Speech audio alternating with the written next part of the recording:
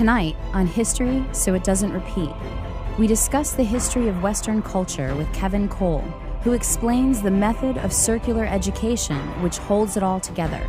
Though some call it schooling, it's always been about harnessing the mind to create human resources and perpetuate organic unity. Learning's the answer. What's the question? Here's your host and navigator, Richard Grove. It's time to study history so it doesn't repeat. Welcome back to History So It Doesn't Repeat. Tonight we're joined in studio by Kevin Cole. He's going to brief us on his research into the Classical Trivium method, better known as the liberal arts education method that spans several thousand years' time, and learn how to contradistinct it, or to contrast it, better said, to contrast it to the trivium method of critical thinking and creative problem solving. Kevin, welcome to the studio. Thanks for having me. How are you doing tonight? Good. How are you? Where would you want to start if you wanted to pick a starting point for the conversation? Before I get into my outline, I've got a 100-page outline that you've given me. I've got some questions, but if you had a choice on what you wanted to say first, what would it be? Well, I'd just say that I'm starting a book entitled The Great Chain of Being and the Organic Unity of the Polis, and my purpose is to try to explore the concept of the trivium throughout history. The trivium being grammar, logic, and rhetoric, the first three of the 7 liberal arts system. Now, I've been exposed to a methodology that has been permeated by Gino Denning and others online, which I found very fascinating, and I've sought to kind of research the etymology of the grammar, logic, and rhetoric used in a general fashion. And what I found was much different throughout history. So, all right, so that's a good place where we can crack into the folder here, and let's start. So, you're referring to the Gino Denning interview. That was October 25th, 2009. Our friend and colleague Jan Irvin had interviewed a self-taught scholar named Gino Denning. It was published as episode 49 of the Gnostic Media podcast, found at gnosticmedia.com. The title of the interview was The Trivium Method, and it's under the podcast on that navigation menu. Sure. I think that's where we all encountered it. And then from there, it's taken on a life of its own.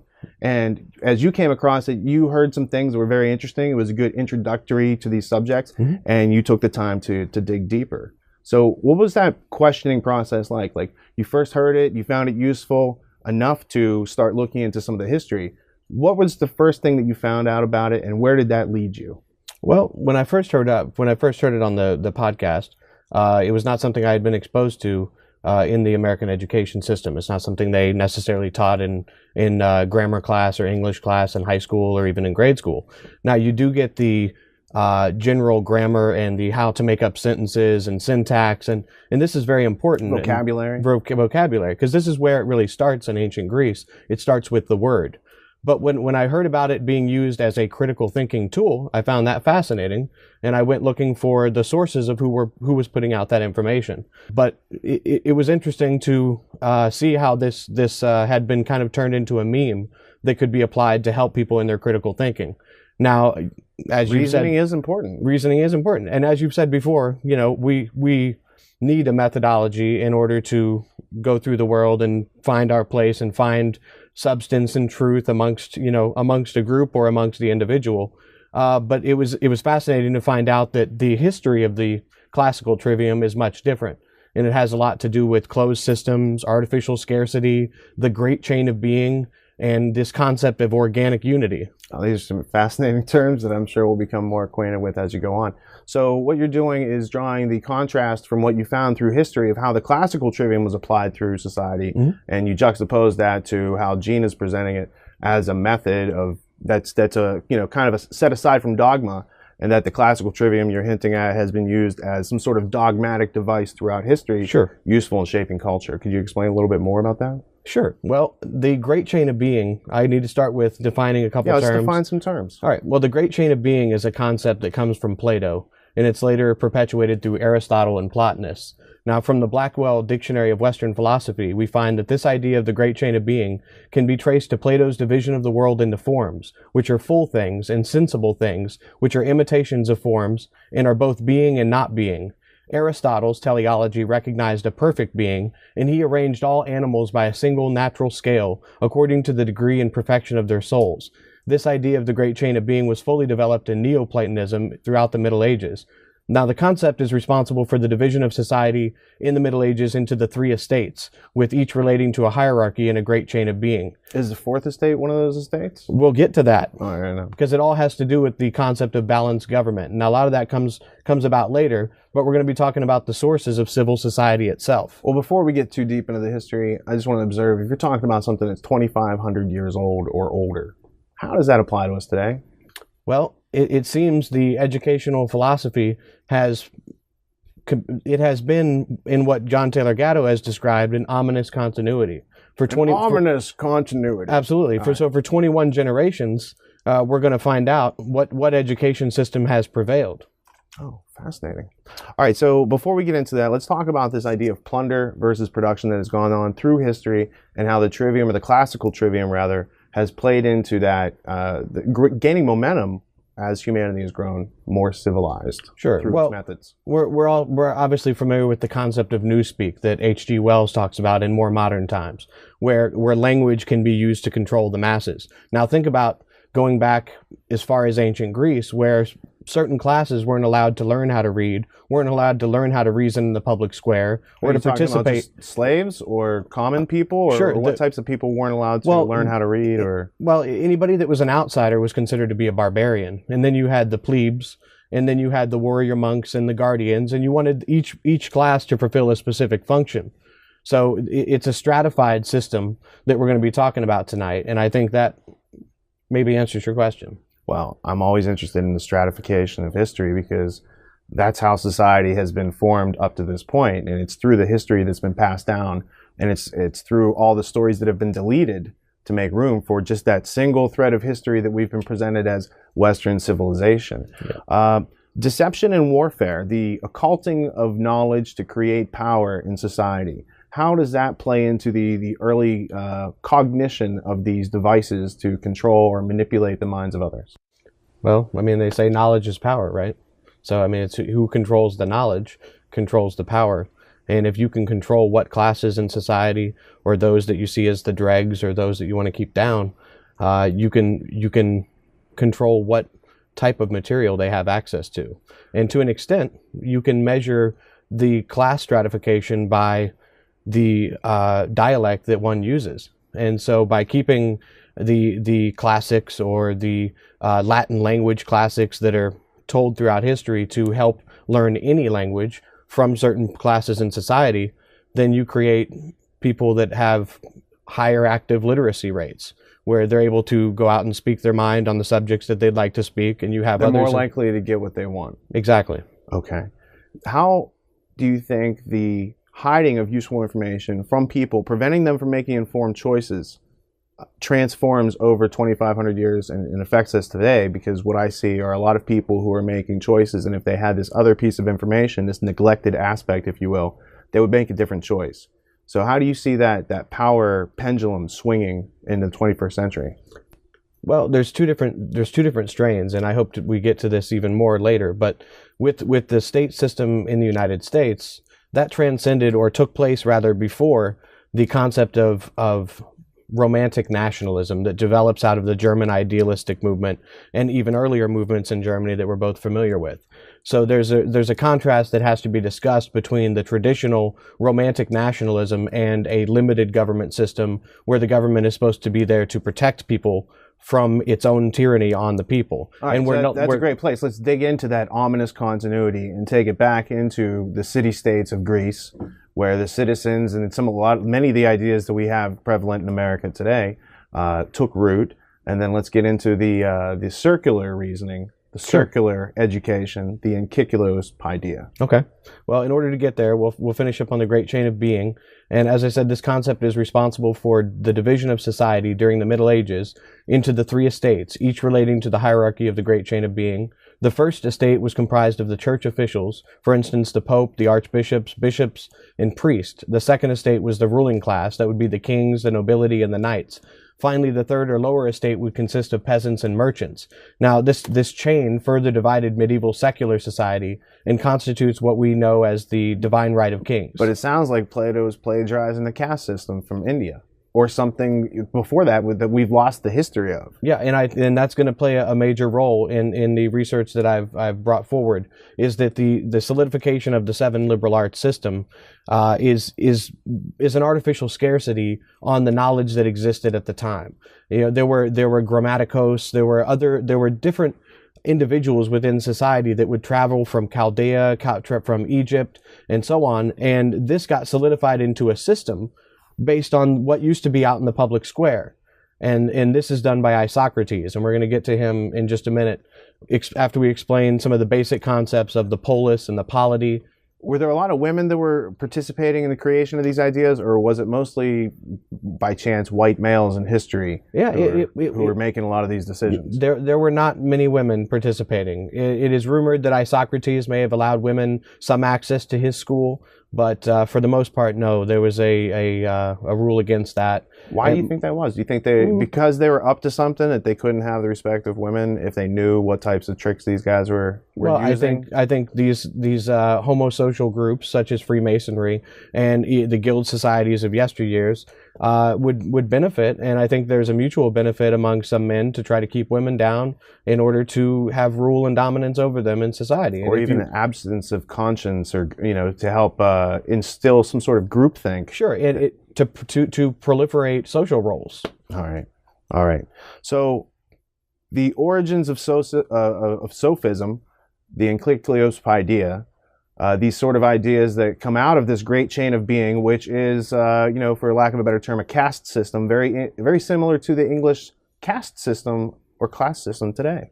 Sure, and it really is that same thread. And I intend to show how this tradition travels through history and allows each empire to be immortal. And that was in Arnold Toynbee's own words. The great chain of being, as applied to education, I'm going to read a quote from American Philosophy, an encyclopedia by John Lax. He says, "You will find, when applied to education, that the great chain of being is the presumption that subject matter should be organized with respect to each other in a manner that mirrors the gradations of the world. The medieval organization of learning in a trivium and quadrivium of sciences was explicitly hierarchical." So this concept of the great chain of being relates directly to the concept of organic unity.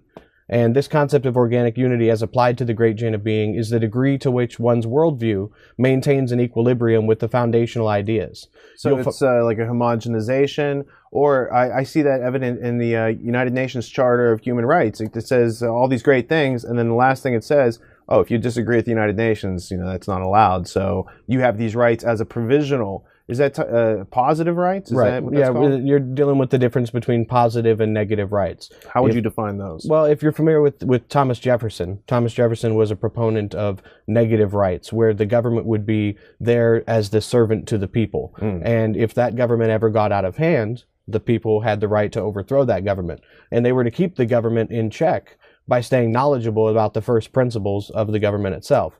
And he also put forth what were the ideas, and as a proponent of nullification powers. And there's a great documentary called Nullification, a Rightful Remedy, if anybody's interested in the 10th Amendment movement and what that means to the foundations of the Constitution. And do you think that maybe Thomas Jefferson should have written a preamble to the Constitution to memorialize the first principles, or the axioms of which we all share existence, so that the rights listed in the Bill of Rights would actually have some logical derivation and proof to be justified, and not be accepted as a gift from government, centuries later? Sure. Do you think that would have helped? Well, I think what happened was, and in some ways it benefits society, in some ways it is deleterious, in the sense that it is sometimes ambiguous, where people can argue on either side. And that's really where, it goes back to the foundations of the creation of the first two parties. And, there was a lot of speculation, or a lot of talk about how that would play out. And I think a lot of that has been accurate as well. So it's not that rights... It's not that rights don't exist inherently. It's that when you have rights that existing inherently not being understood logically, they can't be defended, and thus the government comes along and says, hey, you don't have inherent rights. You have rights because you live inside this border, and we're the government, and we're an authority, and we have the power to grant you rights. And it's not the other way around. And when people forget the first, they become susceptible to the second, right? And so that pattern will trace through history from the earliest times in Greece up through the American Revolution and into the 20th and 21st century in a very interesting trek through time. So where would you like to take us next? Next, I'd like to talk about the concept of organic unity and how this applies to the great chain of being. All right, so let's start with the definition. The concept of organic unity as applied to the great chain of being is the degree to which one's worldview maintains equilibrium with its foundational ideas. You find this idea conveyed as a form that consists of interdependent attributes, like the body being composed of organs that operate in conjunction to one another or applied to a set of experiences, beliefs, or attitudes that are subjected or owe allegiance to a unifying concept or consciousness. Subjected or owe allegiance to a unifying concept or consciousness. It's going to be very important going forward. In literature, organic unity is what establishes the continuity of a particular theme. And I have a quote from Scott Buchanan, which I think bears this out quite well, if I can read. So it is with the ordinal and cardinal elements of a story that the storyteller operates on a set of elements. The incidents then arrange themselves, usually in some temporal order. Then characters begin to take shape. Still, the author, who sees himself as a craftsman, only claims he has presented only a story. If he's more sophisticated and critical, he will recognize his characters and watch them remake the story. Finally, they will take the work completely out of his hands and create their own situations. His characters at this point have become cardinal, and their actions dictate the ordinal structure of the story. So moving forward, I need to go over some definitions in order to bear out the research here. The concept of authority in the etymology, I would reference the auctors, which were the storytellers. So our concept of authority comes from the auctors, or the telling of a story. Next concept that would be important to know going forward is the polis, which is the Greek city-state, or the state in its idealized form. Now, the polity is a civil organization or a civil order, an administration of state, or an organized society, or any community of men, volitional or otherwise. So this would be where we get the state, or it's used in statecraft. The next would be episcopal, which is relating to a bishop or constituting a government of bishops. This is found in the Protestant Episcopal Church. So putting those two concepts together, you get a form of government or a hierarchical structure of authorities that control local churches under one bishop. And that's called episcopal polity. And you find this within Catholicism, you find it within Anglican theology. And Anglicanism is adherence to a doctrine or discipline from the Reformed Church of England. So we can use polity to manage the politics. Correct. And politics to manage the polity. Right. And this concept of the polis is actually the derivative term for the police or the metropolis. So it's interesting to see how these concepts have survived over time, how they continue to be used as models in civil order and civil society.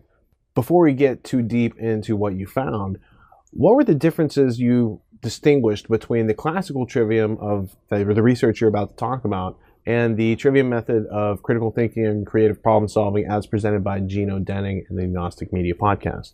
One of the things I've found intriguing between the differences of the trivium method versus the trivium historically as a classical education or as a curriculum is the fact that it was kind of presented in a way that was related to a mythology around the seven liberal arts. So I started to look into what the seven liberal arts were and where they came from. And when you do that research, you come across Plato and Aristotle. And that is being said by many historians, from Thomas Davidson to Elwood P. Cubberley at times.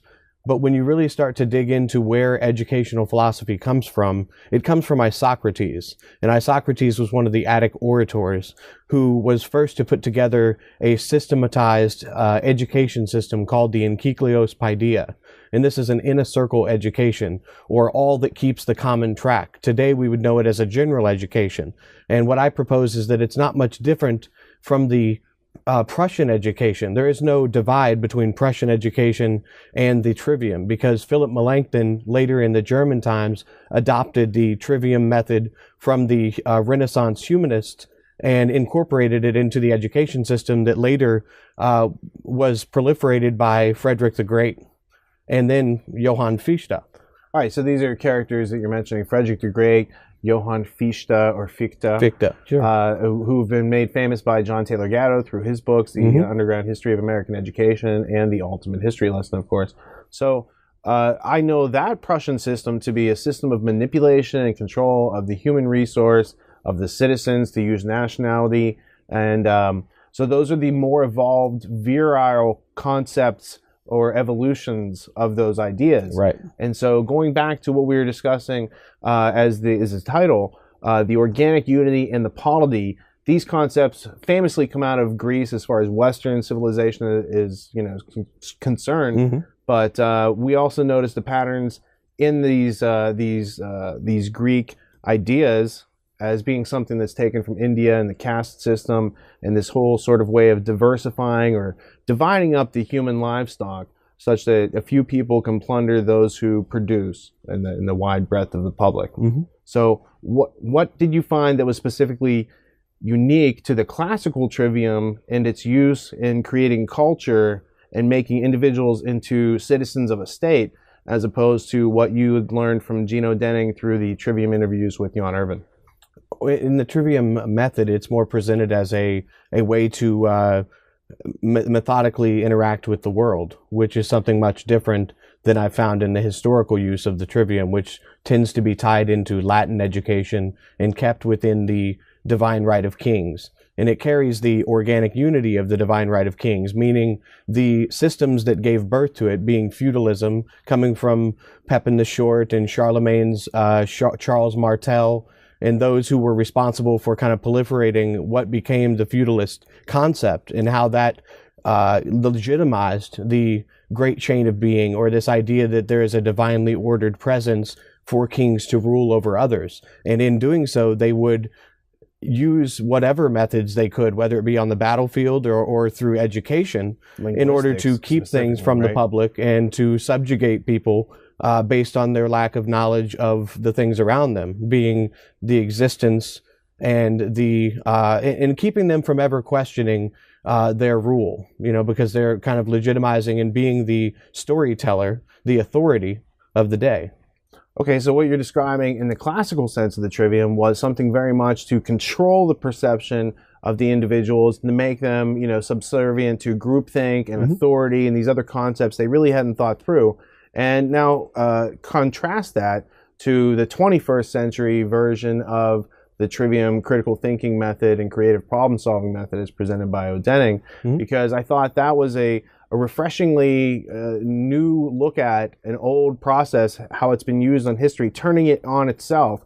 And instead of using it to break an individual and create citizens, any citizen could possess it and become an individual again by learning how to learn anything. And that really liberates you from that enkycleos paideia. Sure. Well, what I found is really that throughout history, the trivium was based on a prescribed grammar or a prescribed ethic and a prescribed logic and a prescribed rhetoric. Who would prescribe it?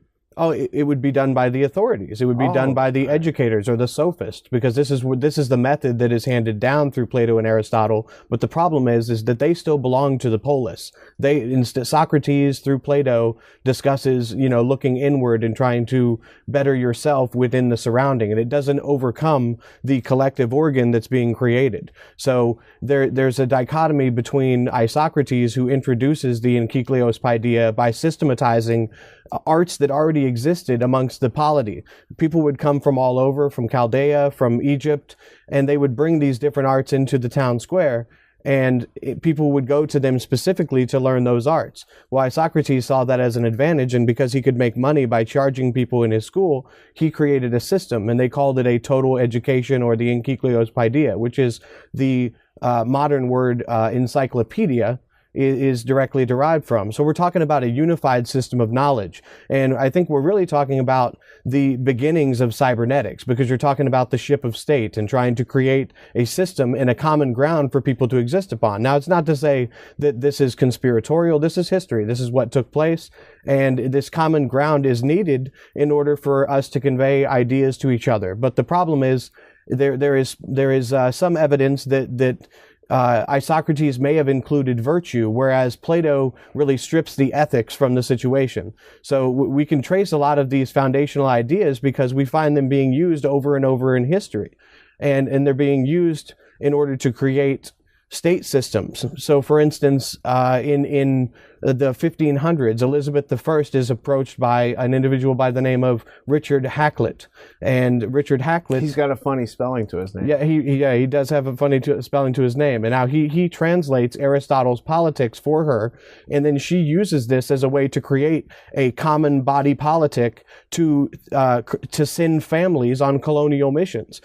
And then you see how this affects history, and it's being done, because it's presented as an interdependence or in a natural unity, but it's being done from a perspective of people that are ruling over others, and this is something that is very parallel. So when I looked at, I got a hold of Scott Buchanan, who was a professor, graduated from Harvard, was at Columbia University, and ran the People's Institute in New York City.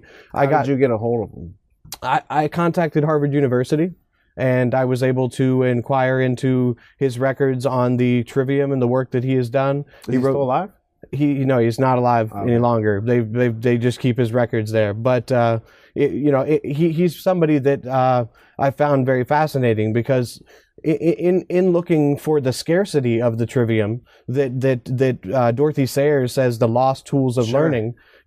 I found it's otherwise. There's a little bit of myth involved with how Dorothy spins it, isn't there? Yeah, there really is. And she's presenting it from a perspective that I think most people may not be familiar with. She wrote a lot of detective novels. I confess I've not read. Has she ever presented at the Royal Institute? Yeah, she actually presented in August of 1940 at the Royal Institute of International Affairs with Reinhold Niebuhr, who was a socialist theologian who was involved in the ecumenical movement. And she was also a member of this group called the Moot that started in 1937 under J.H. Oldham, who was an associate of the Milner-Rhodes Roundtable group. And so what they're trying to do kind of is to secularize Christian philosophy into societal values, and to impart that in a way that draws back the particularity of certain religious denominations, because they see this as a break in the organic unity of Christianity, where they say in this Christian ethic that a republic cannot secede from the mother and the father. And it's always presented in this way of a familial relationship. So you would be very surprised to find the writings that I have found that Dorothy Sayers has that are very imperial, where she discusses, that the British Empire never sought to conquer anybody. They were just going around to put the parrot on the shoulder and to bring back certain treasures. Might have been Cleopatra's Needle, might have been something else, So it's the way it's presented, and we'll get more into how this relates to the Cecil Rhodes Milner Roundtable group, because the concept of organic unity that has already been discussed, what was the founding drive of Lionel Curtis, who was the president. Founding drive, from what I understand from reading your 100-page outline, is the founding drive of Western society. And so it begins with sophism, trying to create a collective organ, which creates that organic unity through the process of education. You've got Isocrates setting up one of the first schools to really propagandize people, not for the purpose of their betterment, for surviving, for meeting their needs, for being happy, but for being part of the state and supporting the goals of the few and undermining the many. So that brings up this idea of cybernetics, which you mentioned. That's book 6 in the Republic by Plato. Right. It's the helmsman, how to steer the ship of state, how to govern many people, right? And then that ties into Aristotle's Politics. I don't know why they would want to translate that. That's not one of the more useful books that I've found on his part. Aristotle wrote a lot of things. A lot of them don't make sense. A lot of them are maybe racist and irrational, but he has some very useful works. Unfortunately, they're not the works that are really advertised to us through history. By how the process that Gino Denning has shared with us, he's opened this door to this implicit method that we kind of all have, but he's given a name to the steps so that you can think about it systematically. And that's kind of opened the door to learning about not only Aristotle's shortcomings and Plato's shortcomings. I mean, you're able to see past the thin veneer that they've given us through education and start to dig deeper and actually formulate your own ideas on all of these topics. And I think that's a spark that, that's what has created this whole notion of the presentation and in your research. Is that correct? Yeah. I mean, I first heard of the concept of the Trivium through the podcast with Gino Denning on Jan Urban's Gnostic Media podcast. And that's what kind of got me looking into Dorothy Sayers and the Lost Tools of Learning, trying to find historically where this scarcity existed about the trivium. And what I found really was otherwise.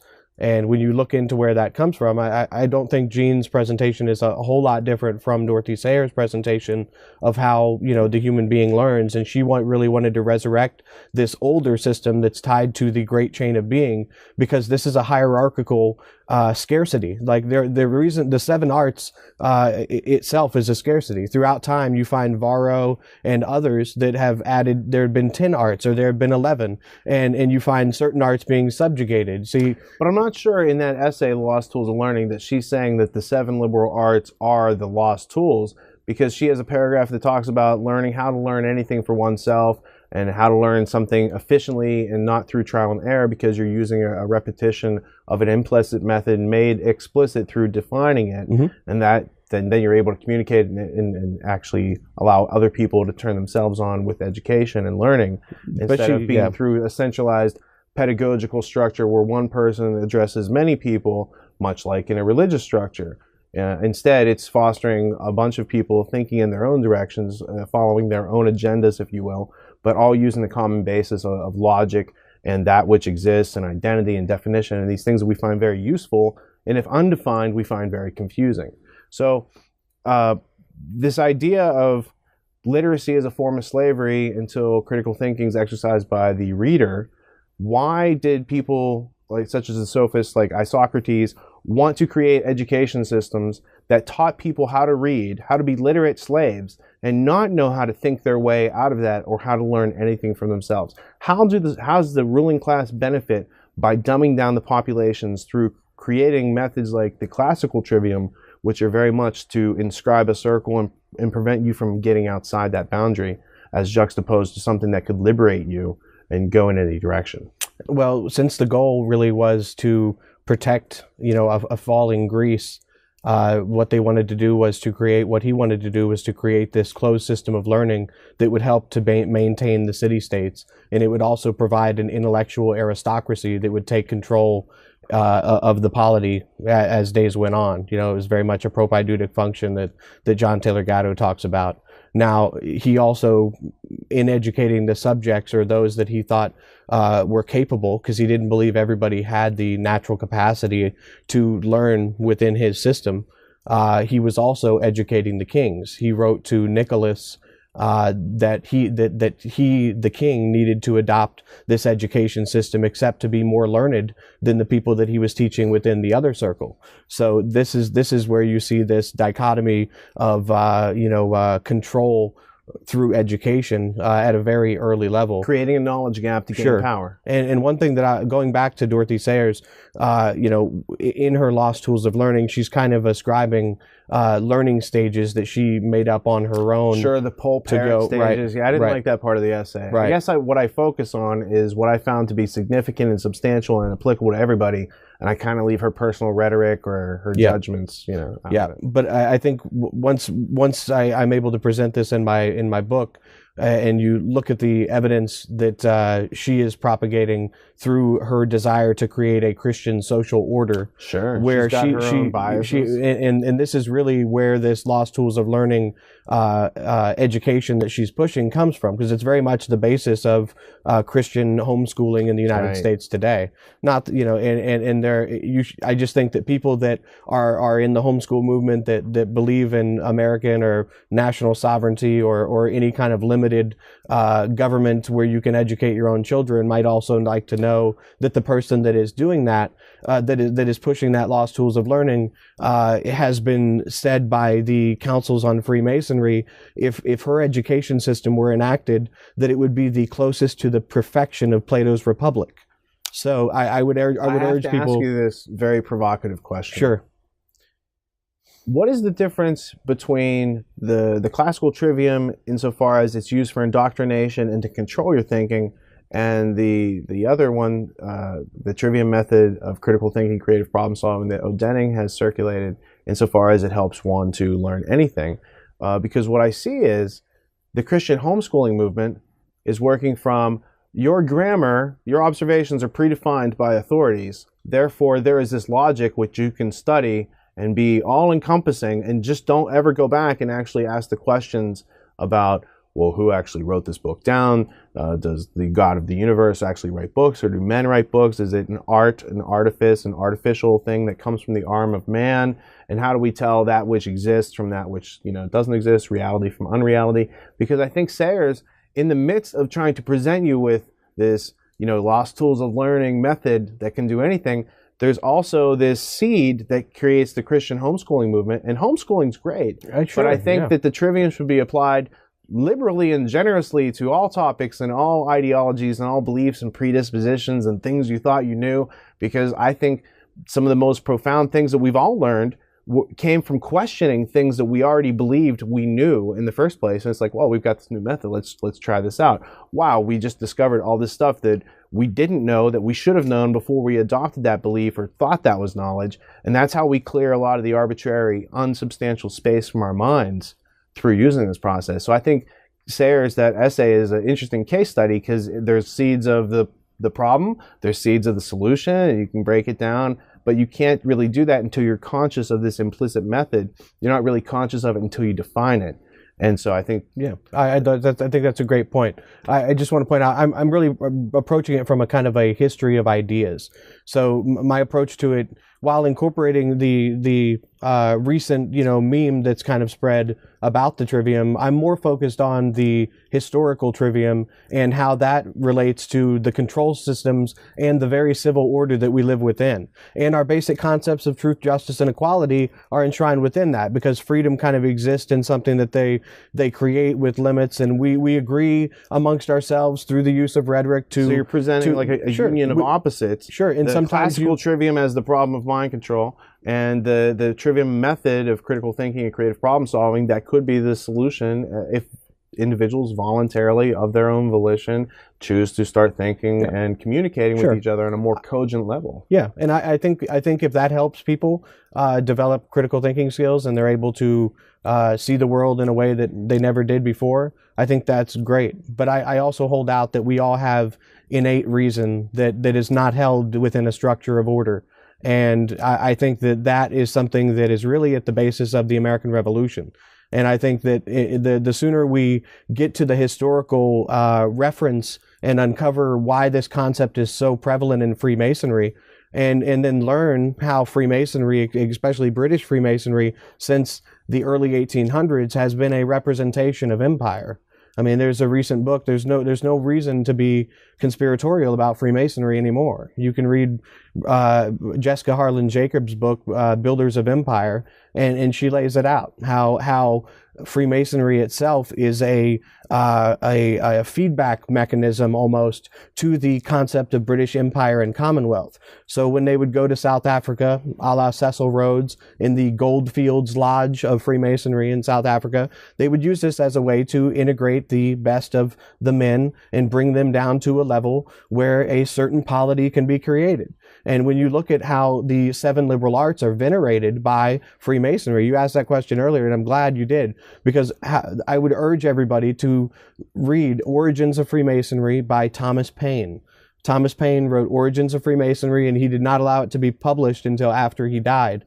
And it was published by Madame Bonneville, who is the wife of Nicholas Bonneville, who was running the social circle, in France, which had the publisher of J.C. Bode, who was the number 2 in the Bavarian Illuminati. And I think a lot of what I'm going to discuss in my book is really going to demystify what's out there about this secretive group. Well, that'd be fantastic, because the whole landscape on that topic is very foggy. I mean, you've got a couple bright spots on the landscape, like Philo's Reply. Excellent book. By Jiva Singh Anand, I believe is his name. You've got the World Manifesto, the Manifesto of World Revolution of 1798. I believe is that Marco di Lucchetti? Yep. So these are translations of Illuminati documents and real documents and evidences and evidence and artifacts of history that are now for the first time being translated into English and being circulated so we can understand this.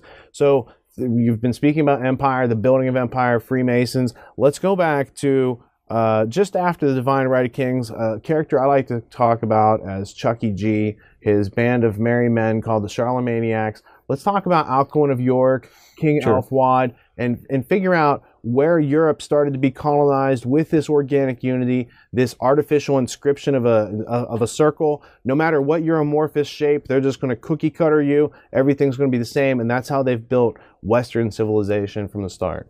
Well, in trying to figure out where this word trivium came from, I found the source at Alcuin of York.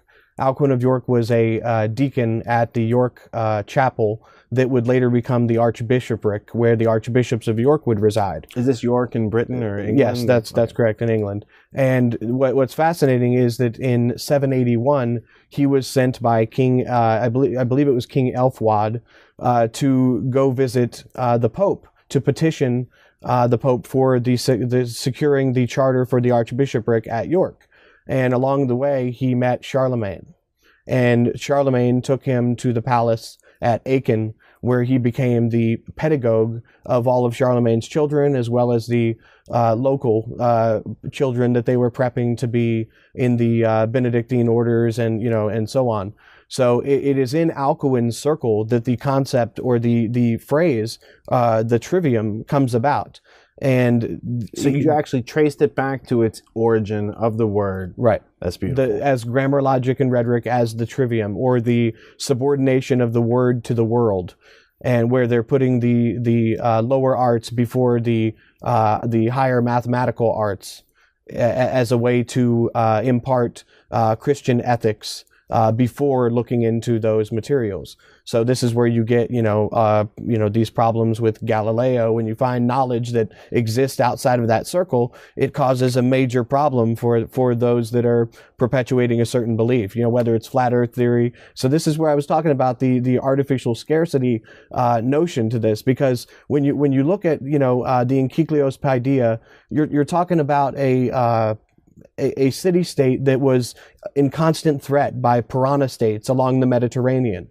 And in order to preserve this very limited system of freedom that they had worked out through this, conjecture that they used as rhetoric, they wanted to pass this on. And it did get passed on. And it gets passed on through the oratorical tradition.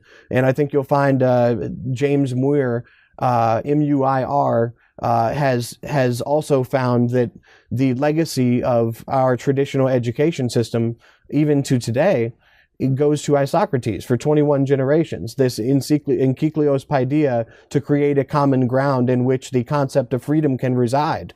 And, when you look at the American Revolution, what I found is that Thomas Jefferson rejected the Classical Trivium and rejected the Godhead that was above the Trivium, of course, as theology. He goes on to create the University of Virginia, in which he said he wanted no matriculation, no graduation, and you're to come and go as you please, as you felt educated. And that didn't last much past his lifetime, as that becomes a hub of where the Liberal Arts Committee and the Liberal Arts Incorporated that Scott Buchanan and Stringfellow Barr, who were both Rhodes scholars, would later start from.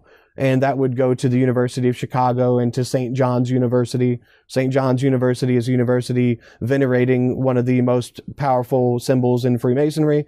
And Freemasonry played a role in the creation of St. John's University in Maryland, in Annapolis. And that is where Scott Buchanan, as well as 6 other Rhodes scholars on staff, were trying to reincorporate this Enkycleos Paideia within a very selective canon of Anglo-British and Anglo-European. Before we get into the king and queen trying to take over the world, let's just take a step back to you mentioned the Catholic Church and the Jesuits were what came to mind as far as education and the use of this structure coming together to control or harness the barbarian population, if you will. Before we get into the Freemasons and the other, I just feel the need to kind of fill in that blank between divine right of kings and papal rule of authority to create these structures, and specific groups that took these structures and went one step further than when, Isocrates ever thought he could get to. Sure. Well, with the Jesuits, the education system that was perpetuated shortly after Ignatius Loyola died was called the Ratio Studiorum, and that was in the late 1500s.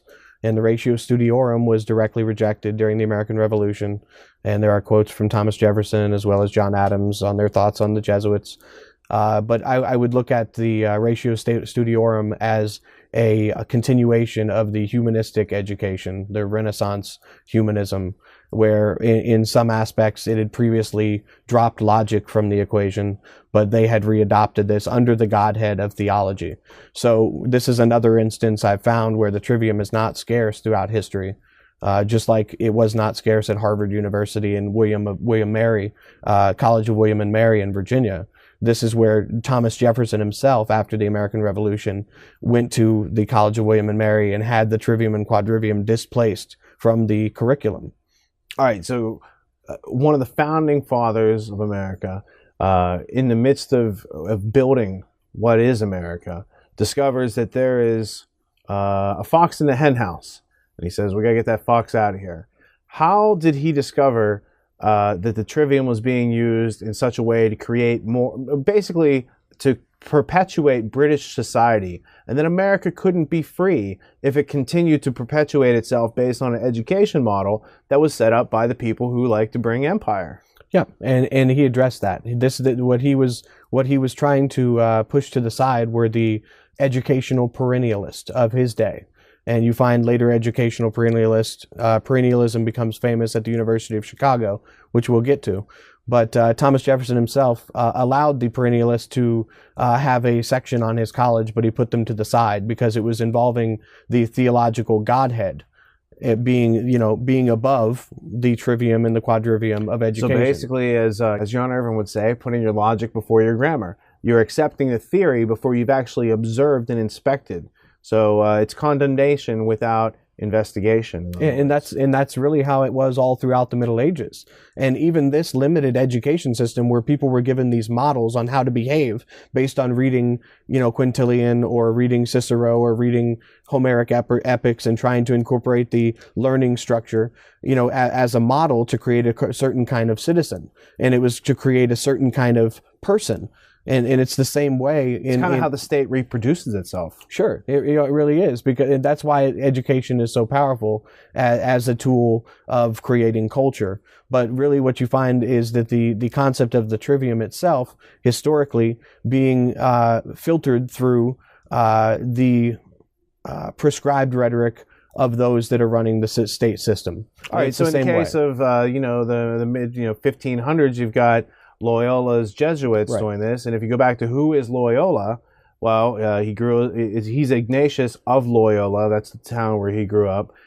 He comes out of the area of the Alumbrados, Alumbrados secret society that is occupying Spain. So there's kind of a mystical tradition. He's a military man, but he gets hurt by this cannonball and he's all disfigured. So now he's going through all this pain. He discovers what he calls the spiritual exercises of Ignatius Loyola. And that's the whole origin of the Jesuits. It's kind of a mystical, esoteric, secret society that is there to help facilitate the goals of the Vatican and its Catholic or universal organic unity. So there's many different groups that want to make everyone like themselves.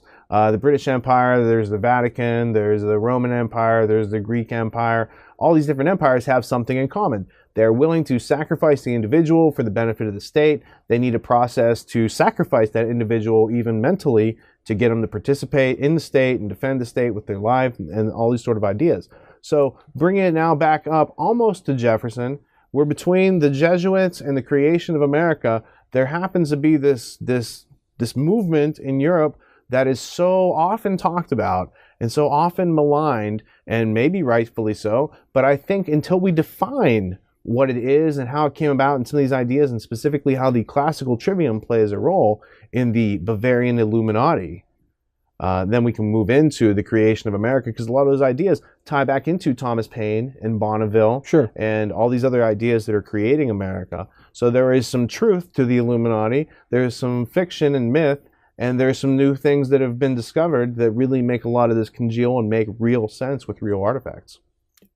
Sure. Well, the Bavarian Illuminati, by the story, began on May 1st, 1776 at the University of Ingolstadt in Bavaria, where Adam Weishaupt was surrounded by ex-Jesuit priests and disgruntled workers. And Now, was he a Jesuit? He was not not a professor of canon law, but no, he was. I believe he was an orphan, and he was raised with a Jesuit education, which led others among his number two, Philo, at a time to accuse him of having Jesuitical dispositions. Baron Adolf Knigge was his number two? Yes, correct. And his pseudonym in the Illuminati was Philo, Do you which think goes back to the creation of education systems as well. I'm sorry? Do you think that Weishaupt stroked the white cat? I don't know. Was he like the original Dr. Evil? I think a lot of times the terminology being thrown around with the word Illuminati being attributed to pretty much anything that happens in culture is really a detriment to the historical process of trying to undo some of these ideas.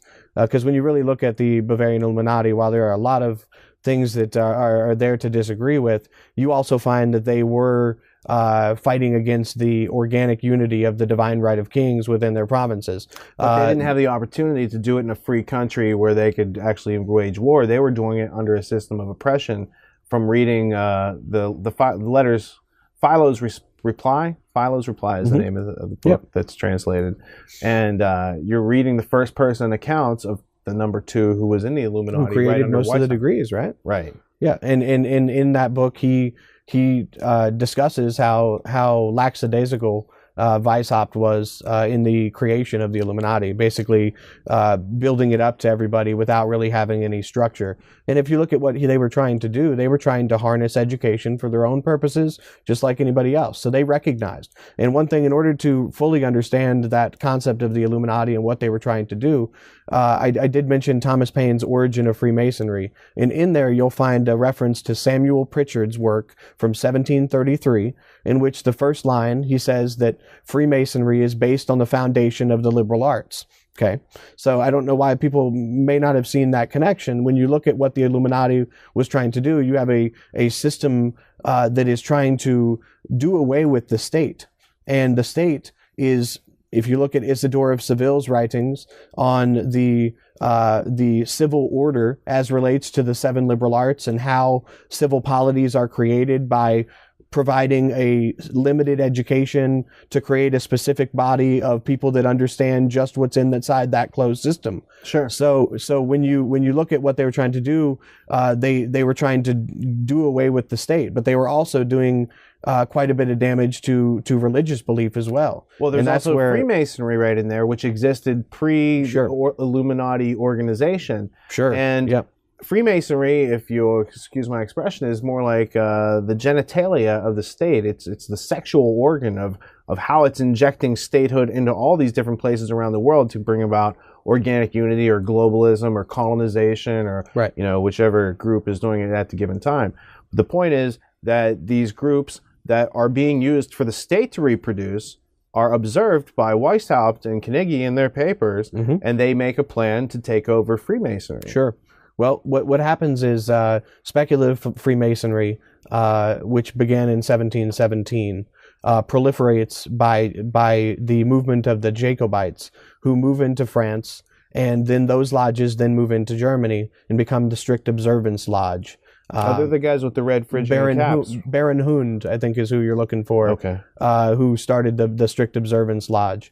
And in this lodge of Freemasonry that existed in Bavaria, Adam Weishaupt saw to his advantage to create degrees above those of the traditional York Rite Freemasonry, which creates a tradition that transcends nationhood, where people in all different countries are doing the same rituals, the same secret language, that is really trying to impart moralistic ethics, because Reinhard Koselleck has a book called Critique in Crisis. Right, that was in this book, it's a fantastic read, but one thing to distill from it is that Freemasonry existed at that time as a check on state systems. So the prince could come down and be on the level with the street sweeper, or whoever could make it into that lodge, and you were able to discuss things behind closed doors that you might not be able to talk about in public. Because what you find with the Illuminati is they had to create reading societies to shelter what they were trying to accomplish, and they had a lot of. Were those also homosocial groups? Sure. A lot of them. they were prescribing reading to their initiates. Sure. You know, and when you look at the influence that the original 12 Areopagites of the Illuminati have had, I mean, you find along with Philo and J.C. Bode, who becomes a publisher of one of the groups to foment the French Revolution, you find Johann Pestalozzi. And Johann Pestalozzi's influence on education is very widespread. Yeah, you find through the Ultimate History Lesson. Now, this Reinhard Kostelik book, Critique and Crisis, that's published by MIT, I found it to be a very challenging read. It's a very advanced, it's advanced material, but it is well documented, well footnoted, and they waited over 25 years to publish it in English. Right. That's the other point. I thought it was published maybe in the 50s, and it was just now translated. In the 80s, early 80s is when they did release it in English. So it's interesting, you know, to juxtapose a lot of the things that are out there on the internet to the factual information about the Illuminati. They obviously had plans for a world order of their own, and they modeled their existence on the Jesuit order, which was already discussed. And you find that this philosophical creation of how to control education has a major role later on in movements in the British Empire. All right, so there's evidence of the Trivium, the classical liberal arts, in the Jesuit world. It's in Freemasonry. The 1610 Wood manuscript says that Freemasonry secrets, ancient secrets, have always been grammar, logic, and rhetoric, and these sort of things. So you find these different homosocial working groups, secret societies, if you will, that have used these techniques to control, manipulate, and harness the minds of the population going up through time. At some point, post-Renaissance, there were some people that started to think about individual liberty, and that collectivism and divine right of kings and irrationality and all these things were the bane of human existence. And some of them got together here in America. But in the midst of that, you've got Thomas Paine, his works on Freemasonry. You've got his interrelationship with Bonneville, Bonneville's relationship in the Manifesto of World Revolution of 1798. Can you talk about De Luccheti's book, Marco De Luccheti's book, and some of the unknown history of the Bavarian Illuminati and that type of philosophical influence in maybe igniting some of the sparks that made some freedom and liberty possible in America? Sure. Well, Marco De Luccheti's book, the Manifesto of World Revolution, which is a first-time translation into English of Nicholas Bonneville's work. This book calls for a world revolution, a new world order of sorts with republics. And this was being fomented prior to the French Revolution in a group called the Social Circle. And this is a de facto Freemasonic lodge where the publisher who published the papers of this organization happened to be J.C. Bode. And J.C. Bode was the number 2 and number 3 of the Bavarian Illuminati with Adam Weishaupt. Now, how can he be number 2 and number 3? Well, because Philo dropped out. Okay. Baron Adolf von Knigge, who was the original number 2, had set up all these structures. Right. At one point, his conscience gets the better of him. He goes to Weishaupt, and this is all in the documents. He says, I don't want to be in this group. And Weishaupt's like, great, I don't need you anymore. Go ahead, keep it a secret like you agreed because you're a man of honor. You're not going to break your word. We've already set up all these other degrees like kindergarten, which is one of the novice training levels of the Illuminati. Sure. Right? And this has a big influence on Prussian education because the Bavarian Illuminati originated where? The same area where Prussian education later comes out of. Right. And you find that Johann Fichte gets his position within universities, and he is running in the circles of known members of that Bavarian Illuminati. He, in the address to the German nation that John Taylor Gatto has discussed in the Ultimate History Lesson, he personally references Johann Pestalozzi's methods of education. You can find in Philo's reply where Philo Knigge actually stays at Pestalozzi's house. And, so they're buddies. Right. They were, this is all, very much in the same realm. So the creation of, the Prussian education system is really giving birth to an idea of romantic nationalism, where there is a strong adherence to the state and a strong positive rights kind of atmosphere. But wasn't Thomas Jefferson one of those, strong nationalists? And, what did he's in the midst, he's in between the Illuminati, Prussian education, somewhere in the midst, he's like, whoa, this whole thing might not be a good idea to just train people all to be the same. that would take a lot of self-reliance away from America and basically shoot the whole plan in the foot. So what did he have to say about the classical trivium of basically mind control? And he had not yet experienced the 21st century edition where you can use that to free yourself. What was he in the middle of? I would look to Milton Peterson's works on Thomas Jefferson. He's written over 7 books on Thomas Jefferson throughout his life, biographies and more specific topics. But what I've found is that Thomas Jefferson's rejection of the classical forms of the trivium was tied to his view that it was connected to the great chain of being.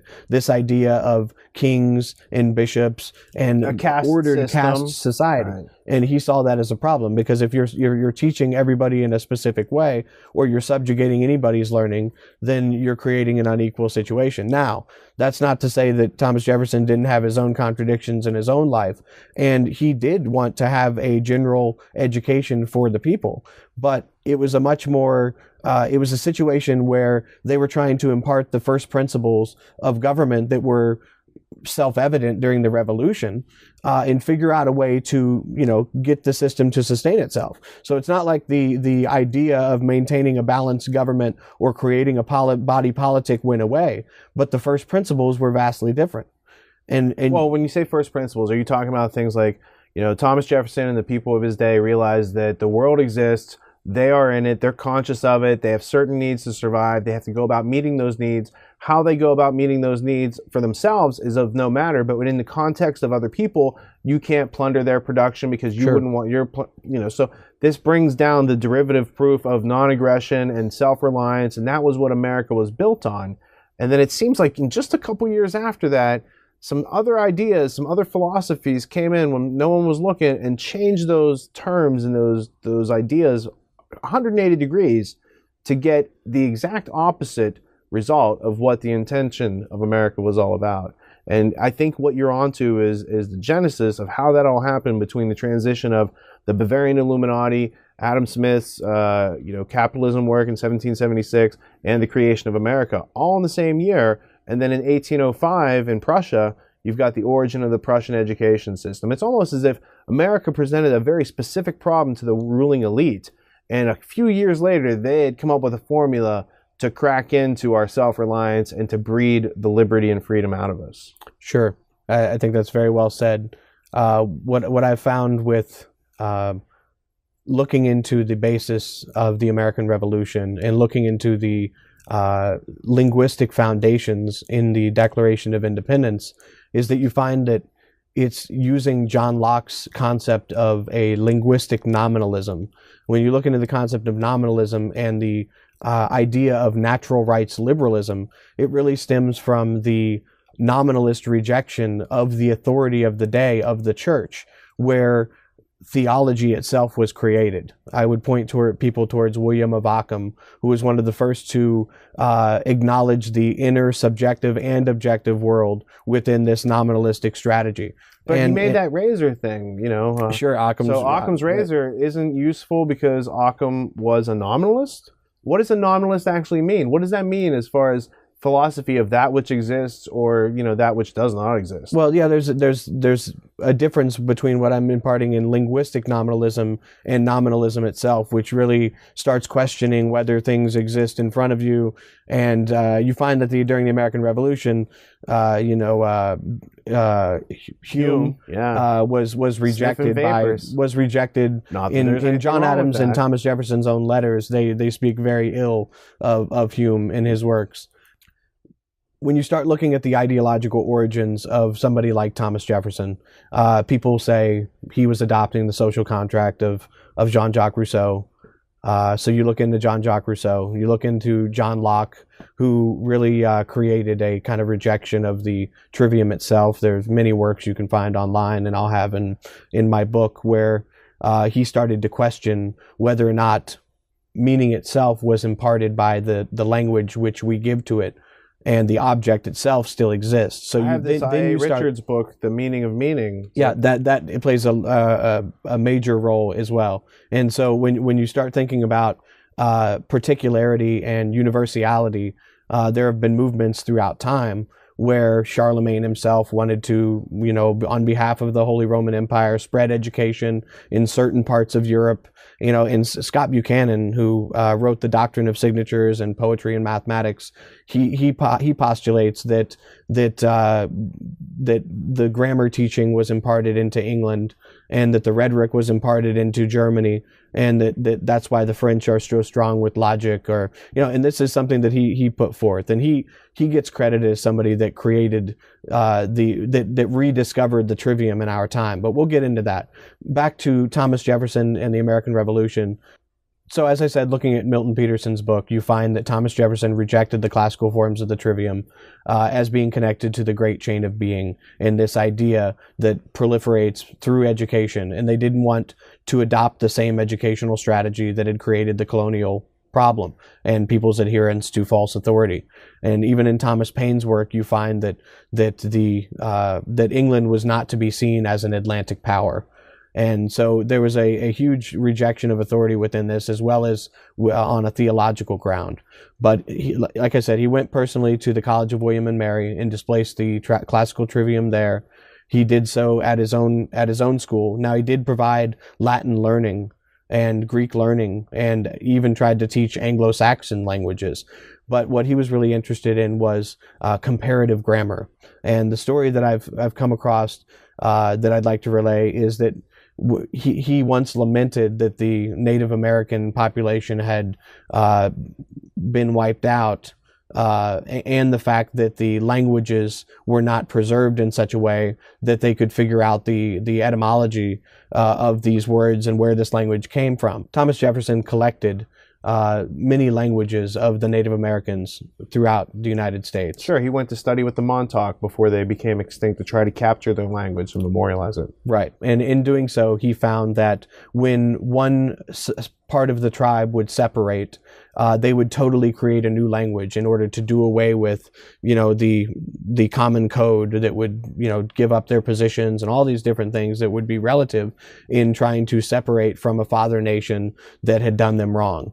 So they would create a completely new dialect that was completely unrecognizable to their previous persuasion. To break the chain of transmitting energy or power through the language, they couldn't be controlled if you couldn't understand their language. Right. And so I found that very fascinating in relation to comparative grammar. He kept all of those in a treasure chest, and the story is that it got lost down a river at one point. So what they sought out to do was to create a new American language, which is really the language of American nationalism, with the first principles based on natural rights liberalism and the negative rights view of governmental structure. Now, he went negative rights, again, being that rights are inherent to the human being because you're a living, breathing human being, not because governments exist to create your rights. Right. Rights are inherent, and he ascribed them to an ethereal plane. So building on what Thomas Jefferson found with the Native American languages, and how one tribe would separate itself from the father tribe in order to create its own new culture. The American Revolution didn't have that opportunity. This was a sudden break from its parent country, and so they didn't have the opportunity of creating a new language.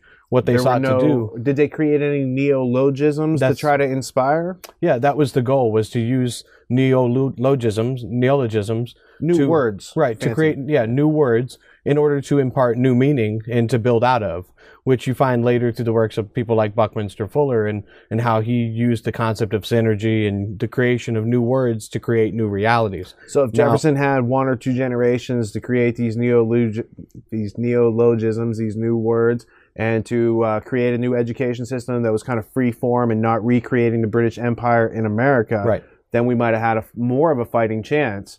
But as it was, they had to fight a revolution, and after that, they kind of had to organize. Well, they had to figure out how to preserve the principles that they were instilling in the Declaration of Independence and in the Constitution.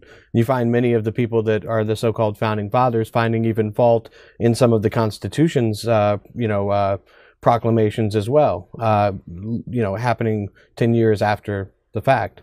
So it was not only Thomas Jefferson. John Adams created an American Institute for American English, which he hoped to proliferate and to be the envy of the world. Because what you find is that the trivium and quadrivium liberal arts education system that had been imparted for many, many generations, you were learning in Latin.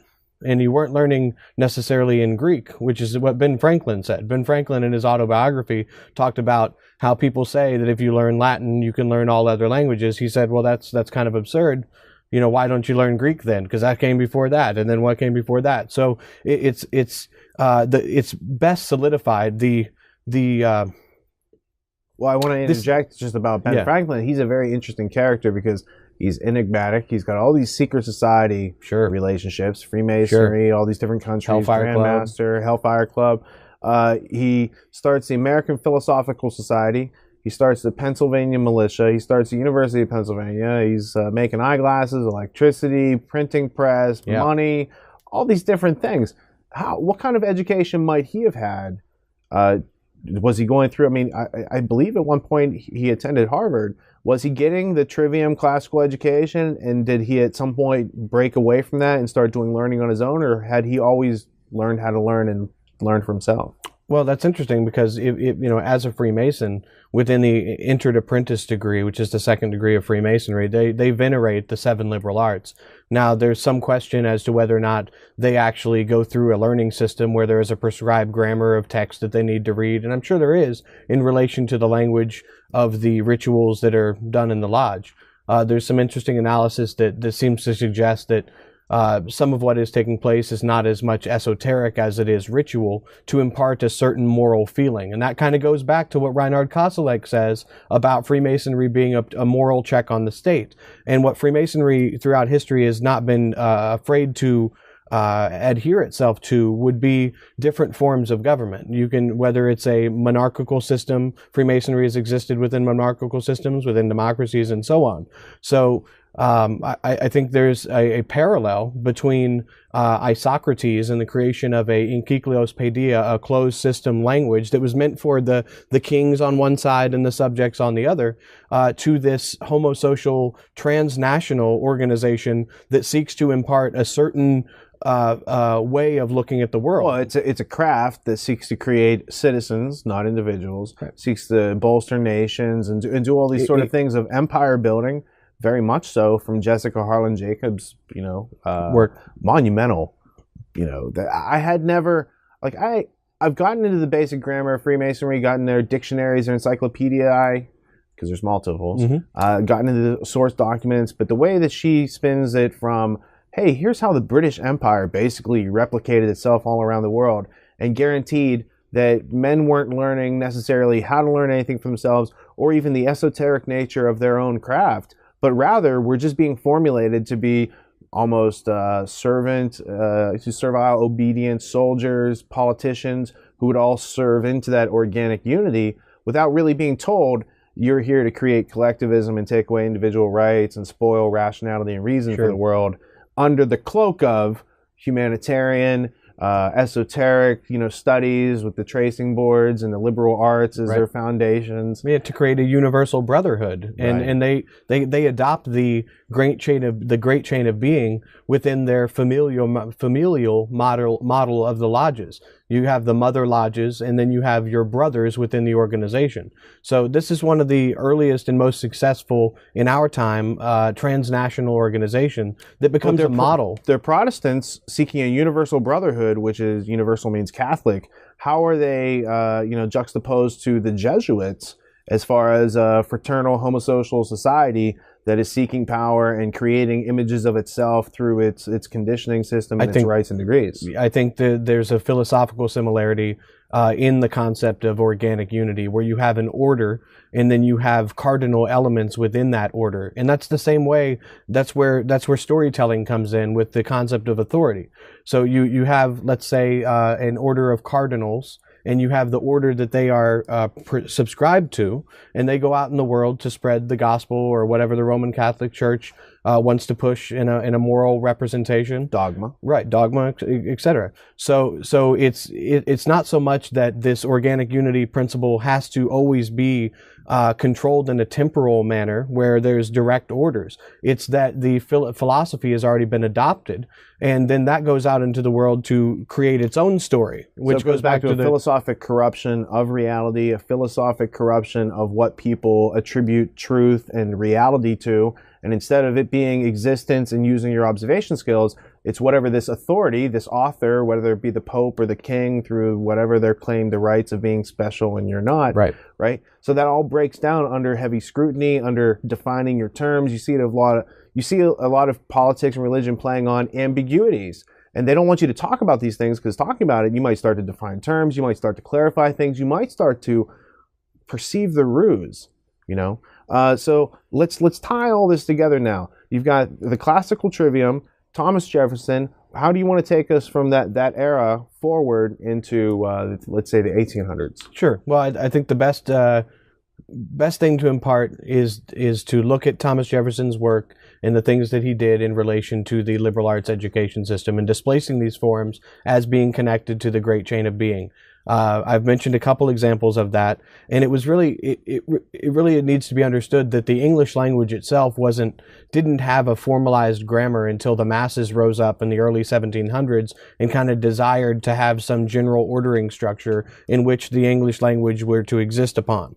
And so when that come in the United States, there's still Latin learning based on this liberal arts canon, based on a selective canon. Sure, I took 4 years of Latin because I was told that it would give me the key to the SATs, and thus the key to college, and thus the key to life. Sure, that can be the case in colleges such as John Taylor Gatto has talked about, where certain schools are teaching the active literacies, and you can bet they're doing it with Latin learning. And to some extent, when you look at what I mentioned earlier with Alcuin of York, when he created the concept of the trivium, putting these three arts of rhetoric and of language subjugated to the natural world, this creates a dualistic personality within Christianity that we probably don't recognize in other religions. So that's something that plays a role in kind of this othering of the natural world. And that goes to speak to some of Basil Bernstein's work on the trivium. And so what I'm trying to show with the rejection that I have found of some of these perennialist educational concepts in the United States, not only by Noah Webster, John Adams, Thomas Paine, but also by later Emerson and Thoreau, who encouraged neologisms, and they speak against the European culture. And while Thomas Jefferson did accept some of the concept of Rousseau's social contract, if you look into Rousseau's work, he describes the liberal arts as the chains which weigh down, which fling garlands of flowers over reality.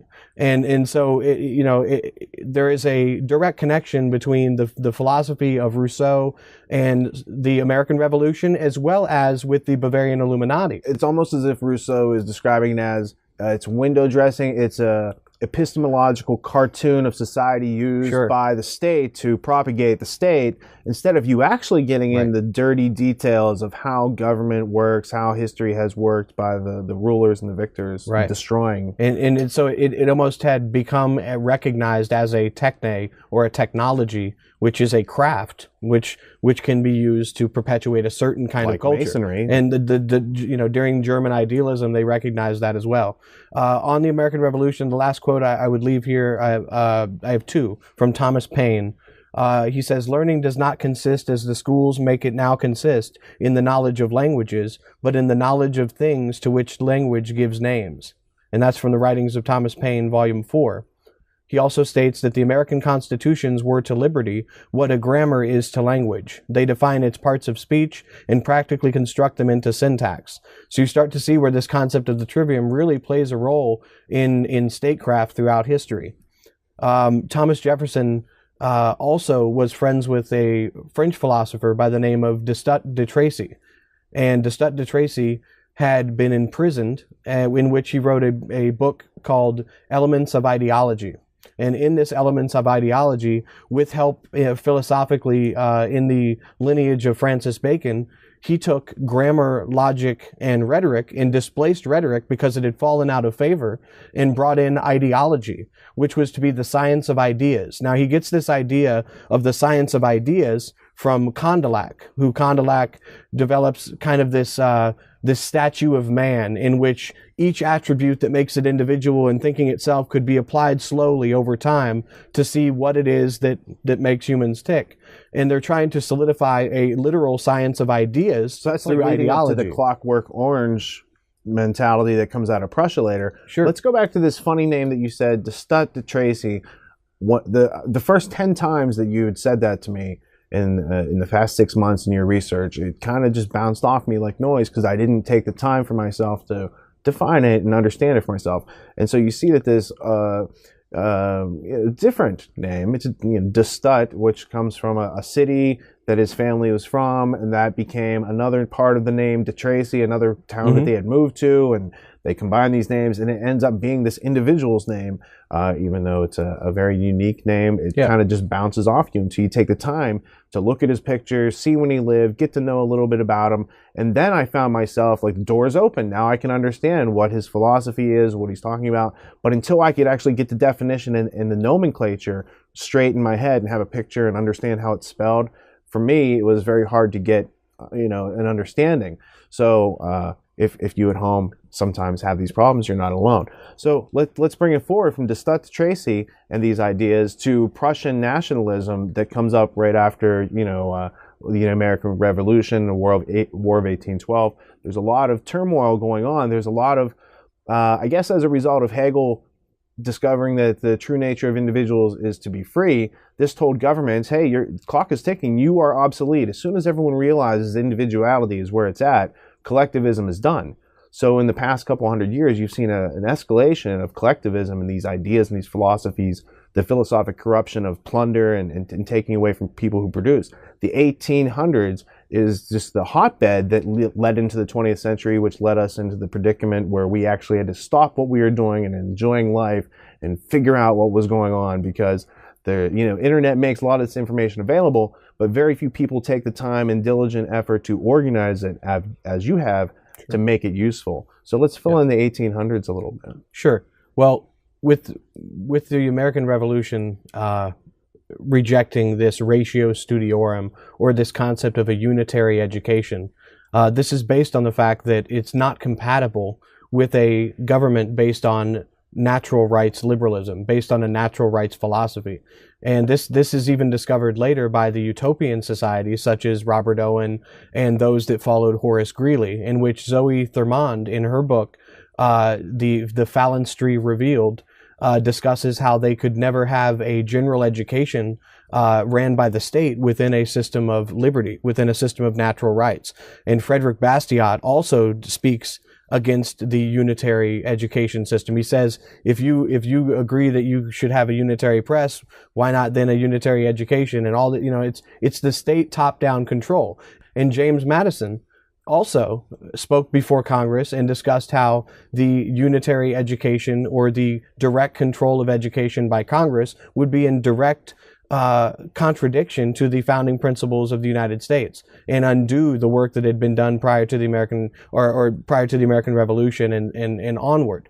Why do you think Jefferson left out any part about education out of the Constitution? Because from our understanding at this current point, the way that this country has been undermined, the way that self-reliance has been bred out, the way that they've changed the definitions and terminology of what is freedom, what makes America, into collectivism, and people can't tell the difference anymore, that could have been protected in the Constitution. And I don't think an amendment at 28 or 29 or whenever they get to doing something like that is going to help, because that's at the bottom of the list.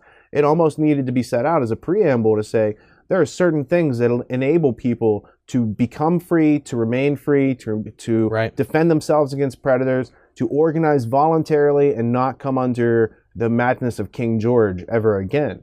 What do you think went wrong? Why do you think they didn't maybe include that? Well, I think there was a lot of ambiguity enshrined in it, as I said earlier, that causes problems over time, but it also allows for progress that is within the realm of the people to take place.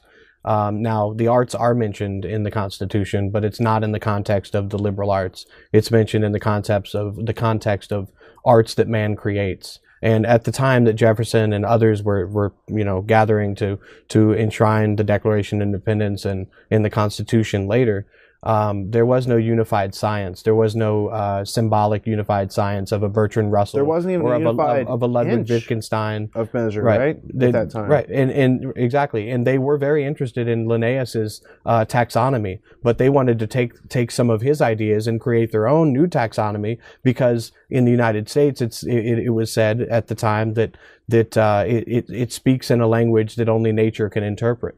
And so it's a rejection of these older prescriptive ideals and education systems that allowed such a high literacy rate in the early days of the American Revolution, where people, like Thomas Paine's Common Sense, national bestseller. Now, it's interesting to see how the trivium and the liberal arts education gets applied across the board in different ways. But you find that it starts with language learning.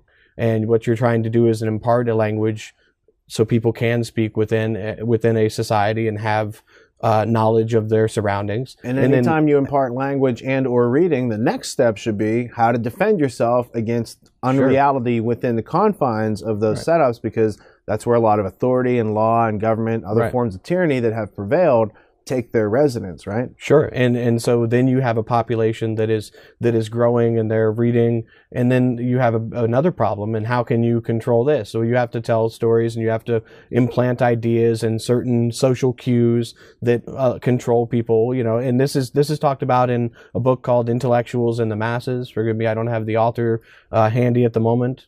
But this trivium and quadrivium, the liberal arts education system tied to the Encyclios Paideia, really comes into England at a time in the lineage of the Venetian society.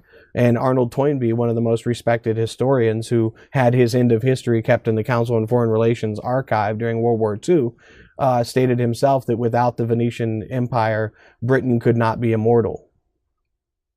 And so we're getting into a little bit more. Well, when you're bringing up the Venetians and the British Empire, that of course makes me think of Dr. Webster Tarpley's. It's a very nice essay from I think 91 or 92 on the Venetian conspiracy, Venetian black nobility, right? And so you're learning a lot about the type of history that Toynbee's probably keeping you away from, in order to justify, the British Empire came on its own and it didn't really have its help. It's not the continuation of an idea that was there before. And that's what I find through history, whether it's any type of news event or any type of history. When you follow the chains of power, they erase, like 2 steps behind them, they erase something, so you can't see how they gained that power. And so whether you're being fed a story where certain facts are being omitted and you are naturally trying to fill in those blanks, or the same sort of thing about the history of our government or our country. We have a very short history here in this country. So people kind of have a short mindset. People in Europe, they remember the last 1,000 years of wars and how different governments took over their country and whatnot. We're lucky if we know our family histories, right? Right. That's an interesting point about Webster Tarpley's work on the Venetian black nobility. He actually says that they purposely seeded that area with Aristotelian cults that would conflict with each other and form a synthesis, of their own. Cognitive dissonance. Sure. Right. And so when you start looking into the foundations of British Empire, and you look at the balance of nature concepts and the balance of government concepts, I would recommend Ludwig de Heo's work. He was actually a Prussian author who wrote a book called The Precarious Balance, on the idea of the balance of power in organic unity and maintaining international relations. Because when you're talking about organic unity, you're really talking about internal relations. They talk about human the body. Resource related, how to manage people, cybernetics, all these different terms mean the same thing. It's people who want to plunder your production and how to best control them. And from what I understand through Gatto's work and many other people who have studied the subject, in the 1800s in Prussia, they had some technological refinements on how to control human resources.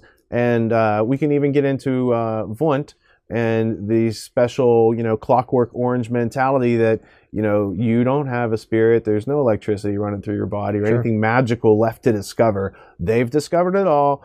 At your lowest conscious form, being not conscious, you can be controlled, and the simple manipulation of your body can be achieved. But if the human being asks questions, especially when presented with propaganda, psychological warfare, all these different things that have come about in the 20th century as a result of Wundt and the Prussian psychological work that was done, I think that everybody has the opportunity to liberate themselves with these little squigglies, question marks, these punctuation that we use in our language to communicate with each other. I think there are too many declarative sentences that came into our culture through Prussia, and not enough questions. That was the old American, Missouri, show me.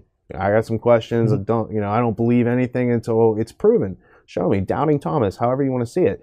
Those are hallmarks of someone who is hard to convince, because they know that the world is full of people who like to, not make their way through life with integrity. They like to deceive people in order to get what they want and gain power. And that's the story of history. So to neglect that is to pretend like we just all got here today and that this place is a big hologram. And even if that were true, what is the lesson of this curriculum being taught? Throughout history, it seems to be plunder versus production. So how did Prussia refine that to make it almost an art and a science of controlling human beings? Well, starting with Frederick the Great and his consolidation of the schooling there, you could actually look back further to Philip Melanchthon, who was a cohort of Martin Luther during the Protestant Reformation, and he was the one who introduced the Trivium, taking it from the Renaissance humanistic values and incorporated it into German education. He's actually the one responsible for creating the gymnasium.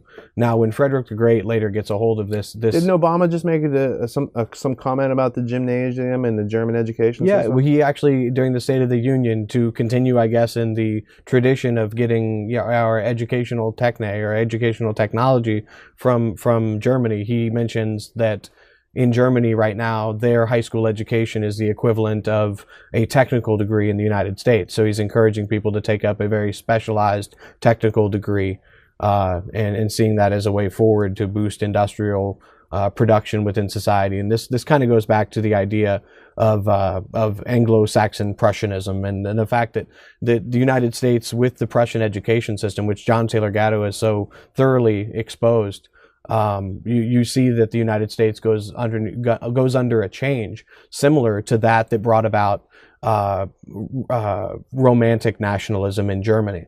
And so what it does is it creates a stronger adherence to the state. You have the positive rights scenario where you are kind of conscripted, or you have to get licenses for certain rights. And that's not how it was done. That's not how the Declaration of Independence, that's not how the Constitution, to a large degree, set that forward. So there's a change. Now, instead of maintaining the first principles in the United States of the founding fathers and the principles that were imparted at that point in time, this Prussian education system kind of distracts from that and creates a stronger nationalistic fervor where people can easily be led to go to war. They can be pretty much led to do anything at the behest of national security or national interest. This is why we you look back in history and you say how could the Germans have done what they did and allowed that to take place in World War II, and you fast forward that and you do have to turn it on our own culture and see why we're allowing people to be murdered in our name with drones. Prussia was a militaristic society. Sure. So you're drawing parallels between the education and conditioning system that led to Nazi Germany, which was then imported with great fervor into this country and exported to many countries around the world. Japan's constitution was based on the Prussian constitution, right? So you mentioned this character, Frederick the Great. I like to call him Fred. I don't know if he's great, but he's in charge of creating education. He was highly tied to Freemasonry, and he had Illuminati connections. So what is this cohesion of these secret society groups, these homosocial groups, and the creation specifically of public education, compulsory schooling, and the going after the youngest among us, the weakest among us, the people that we should be guarding, we are turning over to what seem to be predators. Is there any evidence of that? Well, you could call it predators, and you can call it people with a plan. and you have to really delineate the nuances between each group and each intention. But with Freemasonry, Jessica Harlan Jacobs talks about how lodge members are encouraged to start schools themselves and to fund group projects that lead to creations of schools with specialized education systems. Were there any Illuminati, either of the Bavarian variety or of the Colombian faction in America and New England, in the creation of schooling? And did they work with Freemasonry? Because we are seeing it swirl around now. You got these secret societies, the creation of compulsory schooling, Prussian militarism, the plunder. There seem to be common themes coming to some sort of crescendo here. Well, with Frederick the Great, he's the one who signs the constitutions that create the higher degrees of Scottish Rite Freemasonry. And he signs that on May 1st, 1786. But in Carnegie's book, Philo's Reply, he talks about creating the Scottish Knight degree as they were planning to infiltrate Freemasonry. So is there any direct connection between that group, which is very well documented and now being translated into English, and this other historical character, Frederick the Great, and what you're talking about? Because those degrees sound very similar. Sure, I think they're probably similar in order to draw people in. I think when you read Philo's Reply, you find that they were very crafty, if you pardon my pun, in appropriating the lower degrees of Freemasonry, using symbology from things that they had learned on their own. They got a hold of Masonic textbooks and tried to rework things to where they could represent like they were real Freemasonry, where they were creating these higher degrees. And they are responsible for moving this more so than the Scottish Rite, more so their influence on the Grand Orient in France, and the fomenting on the French Revolution with the lodges of the Amos Reunus, the Lodge of the Nine Sisters there in France, as well as the social circle. So the revolutions in Germany didn't take place until much later. So a lot of that ideology got imparted into France. And according to Marco de Lucchetti, the planning for that took place in 1789 at the Congress of Wilhelmsbad, where Carnegie and others have left documents that tell what the intentions were of this specific meeting of Freemasonry and their attempt to bring in certain powerful people into that order. And you find that, Friedrich von Abel, Mozart, Johann Herder, and Friedrich von Abel was the mentor who called, Hegel his protege. So, and then you have others like Johann Herder, who's responsible for our modern conception of nation states, who also coins the term Zeitgeist, or the spirit of the age, in which to maintain nation states. There is a thread within Freemasonry that is directly connected to the proliferation of certain educational systems that bring about a prescribed value. And in France, with the Grand Orient, you have the Lodge of the Nine Sisters, which is the Lodge of the Muses. There were 9 muses that were sent out within the mythology that were sent out on a journey, and it started to rain, and they came upon a castle, and the castle, the king came out and said, "Come on into my castle." They brought him in, and the king tried to trap them there, but they were able to escape. So there's a continuity with the corruption and hoarding of educational systems in order to control the masses. Well, I think there was also a perception of this because some people started to pick up on this. There's a famous October 24th, 1798 letter to George Washington, the president, ex-president at that point, from the Reverend George Washington Snyder. Sure. Interesting that there's guys named George Washington running around back then, writing to each other. But that's a factual letter in the Library of Congress. And in there he talks about the pernicious principles of the Illuminati and the Jacobins, and that he's aware of all this. So some people would say that the Illuminati just disappeared, they disbanded, they were ruled out. How do you rule out a secret society? How do you prevent a secret society from existing? Or you could see it as they developed spores. Those spores were dispersed into Freemasonry, these other groups. In America, this comes to people start to smell something rotten around 1828. They create the first third party in American political history, the Anti-Freemasonic Party, and they start to drive Freemasons out of power. So there's a recognition that there was something becoming corrupt, and they tried to do something about it. One theory is that a lot of the Freemasons went and created other types of Christianity, specifically Mormonism in one of those cases. Then so you have a lot of other Freemasonic activity that goes through the 1800s, but is kind of veiled as other things. Now, mid to late 1800s, you've got Cecil Rhodes and his band of merry men, several of whom are also Freemasons, but they're sharing this idea of a British, specifically a British, not a Catholic, organic unity. And they start to, leverage through the teachings of John Ruskin and these other classical liberal arts, trivium-like teachers, these powers to change and colonize and change the world in their image specifically. Can you tell us a little bit about that? With the Lodge of the Nine Sisters, D'Estat de Tracy was a member, and as I mentioned, he's the one who creates the word ideology that later gets corrupted by Marx. Franklin was a Grand Master of that, right? Ben Franklin was a Grand Master at another lodge. With 9? I thought it was the Lodge of the Nine Sisters. Was it the Lodge of the Nine Sisters? You don't have to check right now. We've got footnotes and editors upstairs. Somewhere at the bottom of the screen here, it'll give you the answer. Okay, yeah.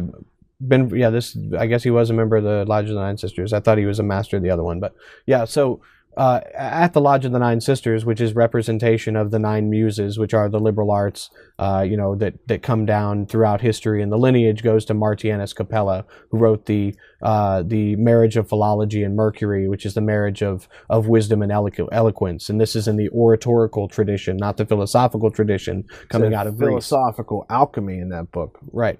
And so the Lodge of the Nine Sisters, this Freemasonic lodge, had members such as D'Estat de Tracy, Voltaire, Benjamin Franklin, and it was part of the Grand Orient of France. Now, with D'Estat de Tracy writing this Elements of Ideology and trying to create grammar, logic, and rhetoric, except taking out rhetoric and putting in that science of ideas, the point I wanted to make about that earlier is that Thomas Jefferson even rejected that as being too abstract, because they had the first principles of government that they thought would be necessary to impart in order for the negative view of freedom to reside there.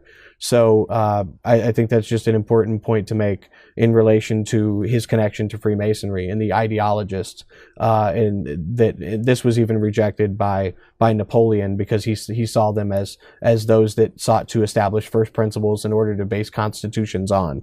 And since he had switched power, that was not advantageous to him.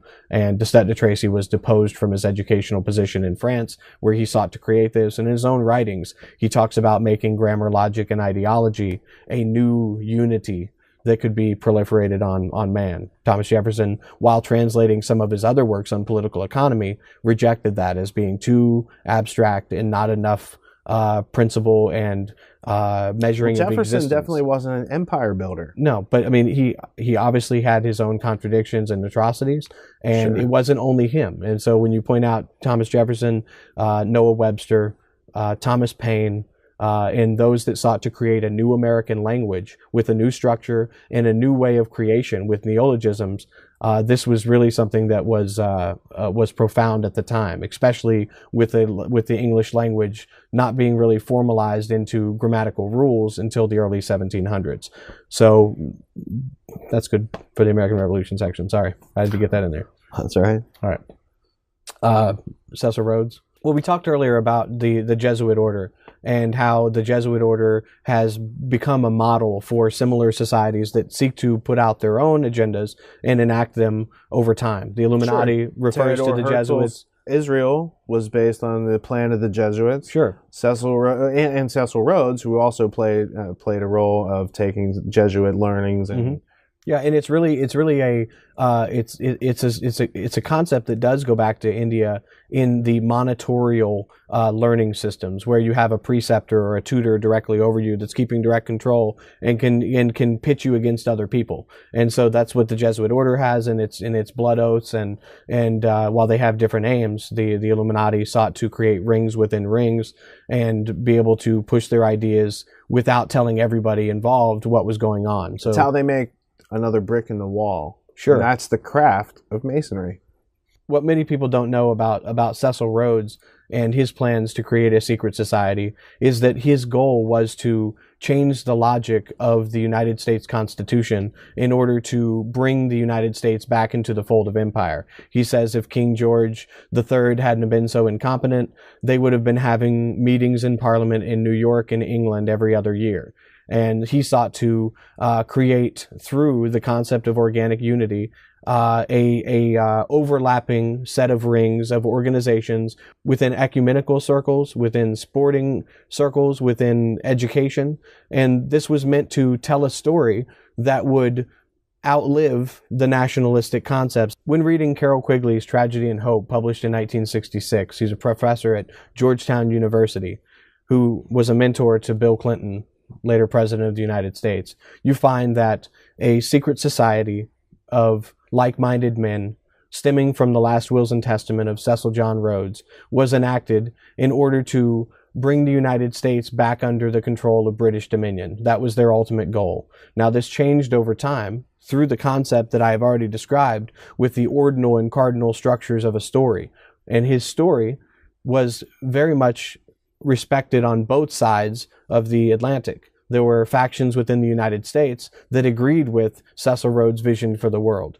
Within his wills and testament, he sought to appoint J.R. Seeley, who wrote a book called The Life of Stein. And The Life of Stein was all about Prussian nationalism and the new form of nationalism that Johann Fichte had created with the Address to the German Nation, and how to proliferate this onto a Anglo-Saxon type of nationalism. And this is what Cecil Rhodes was after. He was constantly speaking of the English-speaking people, and everybody else was a barbarian. And he developed, this kind of classical model through his actions that others picked up.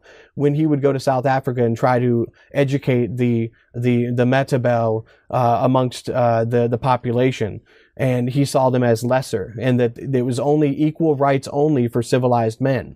Now you can see a direct contradiction. It's not equal rights for civilized men in the United States. You have equal rights because you have inherent rights based on natural rights liberalism. It took him a little while to work that out, but that's how it should have been the whole time. Sure, and that's how it should have been the whole time. Obviously, there were major contradictions in how that was enacted, but I'm speaking more towards the history of ideas and the words. We obviously know that they didn't intend for women or for minorities to be landholders or to have many rights that they could. Well, the document, but they had arguments about that because some people believed, and they didn't get their say, and there's a whole lot of history. That's why it's so interesting to study these things. Yeah. It's not just how they taught us in one paragraph in the 4th grade history book. Right. And so with Cecil Rhodes' last will and testament calling for bringing the United States back into the fold with a copy of the United States Constitution, you start to see how they sought to change the logic. To decontextualize the history and make us forget why we split. Exactly. So out of that, they create the Rhodes Trust, in which Lord Rothschild funds, as well as Alfred Biet and Abe Bailey, some of the original trustees of the Rhodes organization.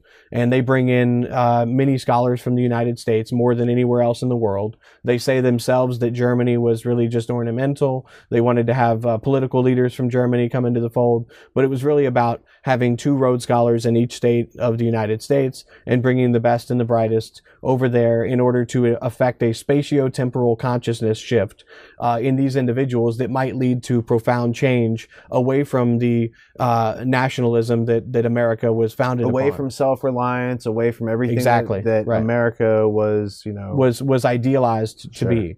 And you find even as early as 1911, the Milner Group, which is Alfred Milner and Lionel Curtis, those that go on to create the Royal Institute of International Affairs. And carry out Rhodes's legacy. Carry out Rhodes's legacy, as well as add funds to it.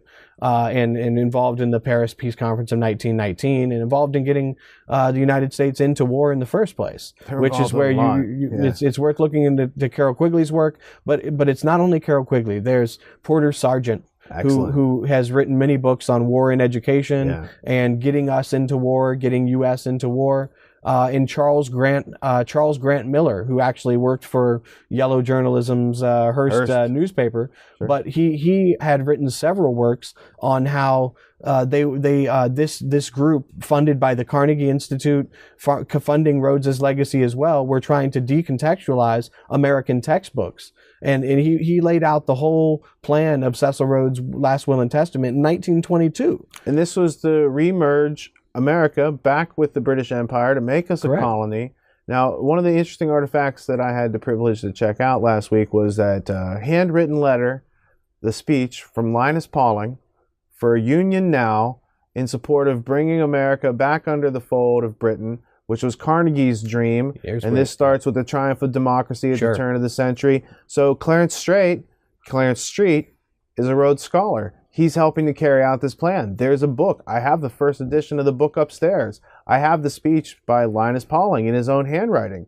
So how did we not get these ideas through school? Why has no one really become alerted to this slow, incremental Fabian strategy of undermining our self-reliance, our cognitive fortitude, our ability to tell reality from unreality?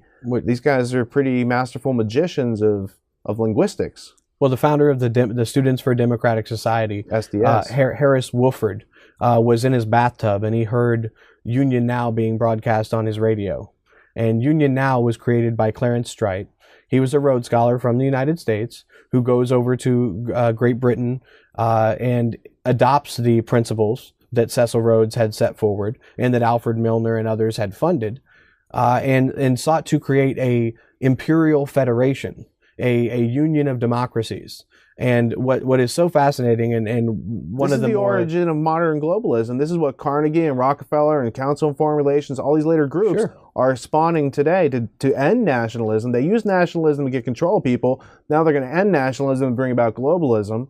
And you're right in the middle of it with this story. And this plan even gets proposed in Congress by congressmen in the United States. Thankfully, it didn't go anywhere with the Association to Unite the Democracies. They sought to undo what Thomas Paine had said that was common sense. And he stated that Great Britain would always be an Atlantic power and that there was no sense in bowing to the authority of this little island. That's what was being said. So this is a direct reversal of roles. What they were trying to do is undo the common sense. They were trying to say that Great Britain is actually an Atlantic power. Now, the more fascinating to viewers who are familiar with the great books of the Western world would be that Clarence Street was a classmate and close friend of both Scott Buchanan, the Rhodes Scholar, and Stringfellow Barr. And what did they have to do with the trivium? Well, Scott Buchanan was a graduate of Harvard University, and in the early 1920s became head of the People's Institute, connected to Columbia University and funded by the Carnegie Corporation. Years earlier. But Stringfellow Barr and Scott Buchanan, they're both Rhodes Scholars. Yes. So why does Carnegie want to fund them? Is there an alliance between some of these transnationalists? Yeah, there is an alliance. What happens is Scott Buchanan becomes the director of the People's Institute, and this People's Institute was arranged in order to bring in immigrant populations that were coming into the settlement houses into the United States and try to educate them on a homogenized education system to indoctrinate them into so-called American values or Anglo-American values. Unity. Right. And so you had a clean slate which to work with because these people wanted to become citizens, a lot of them. So Clarence Street creates this project called Union Now, which Alfred Milner, as well as the Anglo-American establishment in the United States, had signed on to.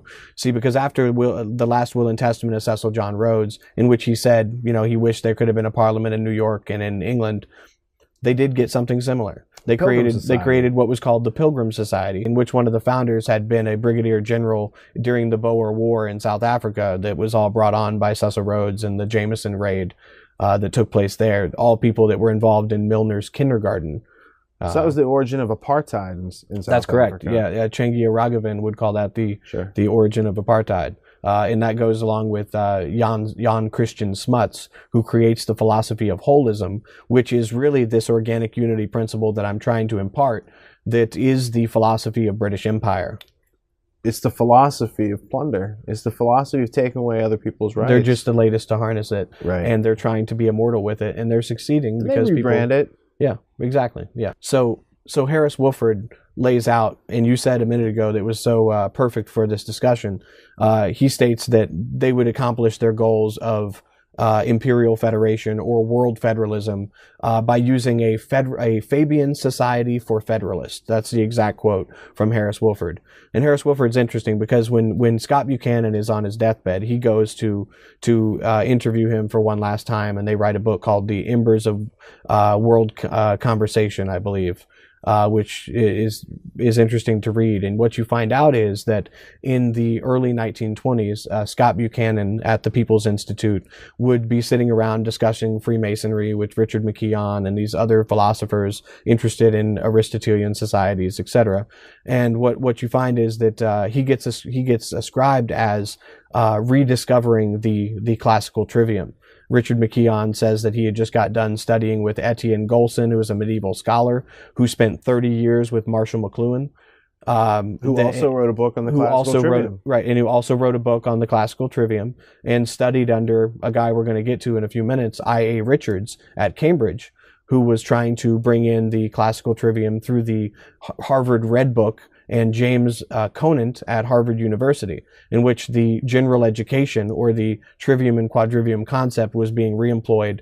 When I. Richards came over, he said, "Technology to the rescue. I'm coming to help you guys out." And then Conan from the Ultimate History Lesson with John Taylor Gatto was a chemical warfare specialist who later gets into the job of shaping our youth for the future.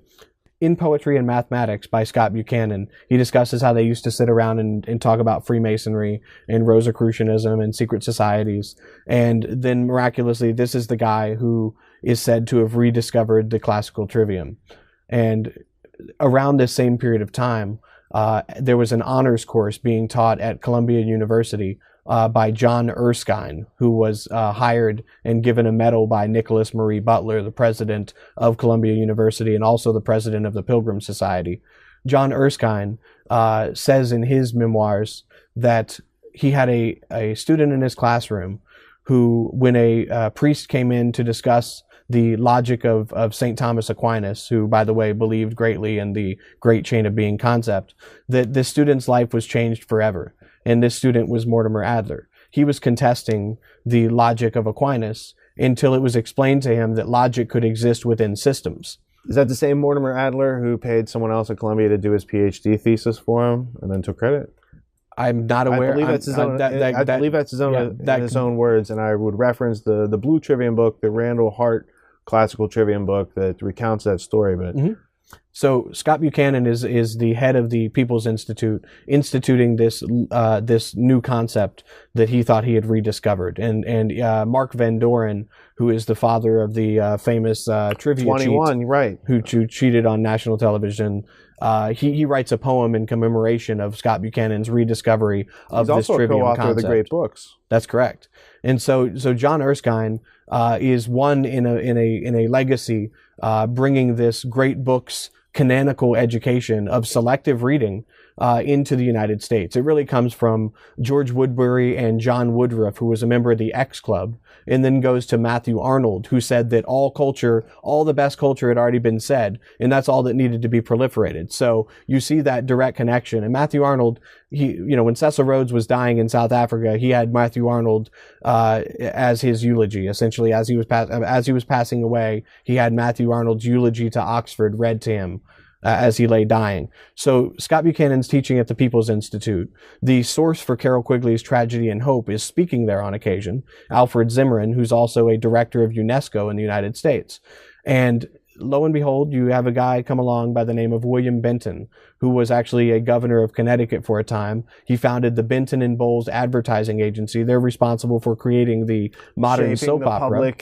Shaping the public image. He becomes a director at UNESCO and an advocate against nationalism. He has his house in Georgetown. Were any of these guys in the X Club with any of the Huxleys? Because you mentioned the X Club. Woodruff, T.H. Huxley and John Woodruff. They create the 100 best authors, or the 100 greatest at the time. And this idea is picked up in the United States by a teacher at Columbia University, John Erskine. He creates Honors 101. In that class, you have Mortimer Adler as well as some of the other characters in the creation of the great books of the Western world later. What's interesting is that John Erskine says that he never meant to teach any kind of tool for learning any subject. He was merely teaching how to read and trying to impart that. So Scott Buchanan goes to the People's Institute. Stringfellow Barr goes to head the Straight Council that Clarence Strait had set up, and they later coalesce in the liberal arts education at St. John's University, as well as at the University of Chicago in the great books of the Western world. I think ties in as well, and there's a lot of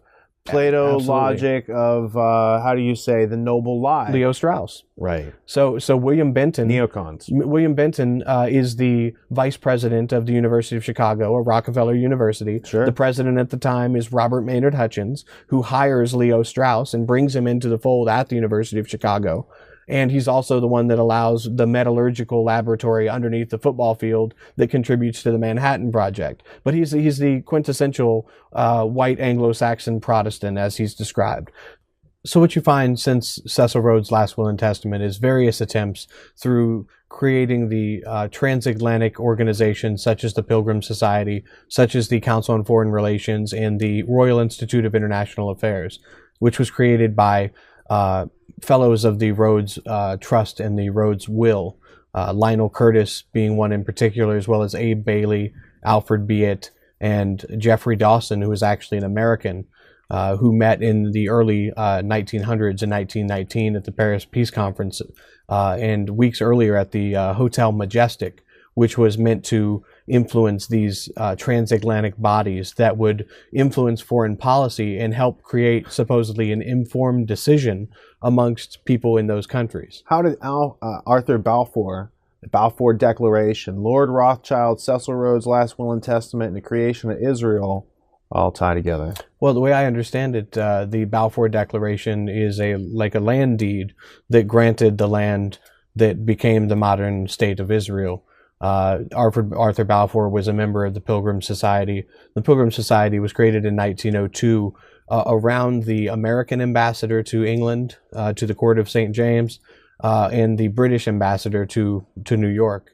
And what they would do is they ask permission to both praise the king or the queen at the time, and the American president before they started their meetings, and they would discuss foreign policy. And often you had some of the heaviest hitters in industry and in finance of the day, and they were creating transatlantic partnerships that were usurping the government of the United States, to where they're trying to make that no longer necessary by creating interdependent bodies using the principle of organic union that Lionel Curtis talks about. He wrote a book called Civitas Dei, or the Commonwealth of God. He's actually the one that convinces the royalty to change it from the British Empire to the British Commonwealth. And so it was necessary to set up a little bit of how they founded these different organizations that are meant to influence foreign policy and therefore decision, in order to show the significance of the St. John's University College later on with Scott Buchanan and Stringfellow Barr, as well as many other Rhodes scholars. Is that kind of the modern revival in the 20th century of the classical trivium system within the confines of the American university Sure, system? and it's within an Anglo-American tradition, as well as a European canon, where they would leave out certain people. You find Mortimer Adler later said that there were no African Americans included in the great books of the Western world because, quote unquote, they didn't write any good books. So you see them trying to impart a European polity through this Encyclios Paideia encyclopedia done through the Encyclopedia Britannica. Well, psychological warfare against indigenous populations, whether they be Hispanic or African American or any place around the world. The fact that the great books of the Western world recounts here's what you need to know to be an educated adult, and yet it's referring to specific groups that might have fought for their freedom and had struggle, and these types of things are not included in the historical line that we're fed through the education system. And it's important for me to say, I'm not discounting that people should read these authors that are in the canons. It's just the way that it's being presented in a fashion to create a new form of polity. And that was the goal. If you look at the University of Chicago, they called it the Chicago Bildungsadill, which is a throwback to German culture, and using these tools to create a new kind of culture. And Henry Luce was involved with Robert Maynard Hutchins and Mortimer Adler. They created the Fat Man's Class, which included William Benton and Robert Anderson, who was a member later of the Bilderberg Group. I believe he was with Arthur Daniels' Midland Company.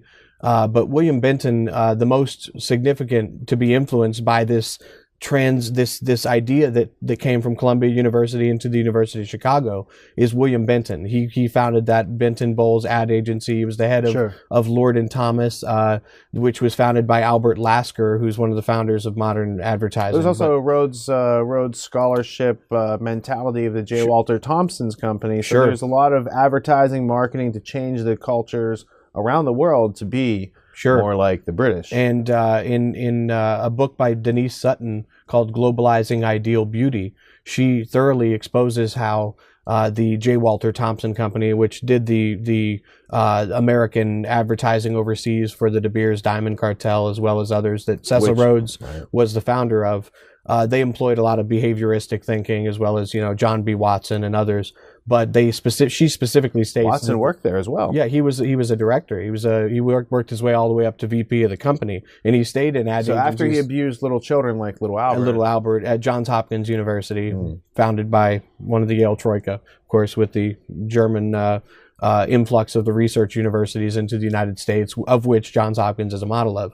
But what it shows with the great books of the Western world and what was being created, it was done by the Encyclopedia Britannica Company, which had been bought by William Benton, who was a director of UNESCO, who himself had made many statements counter to American nationalism, wanted to create a world government.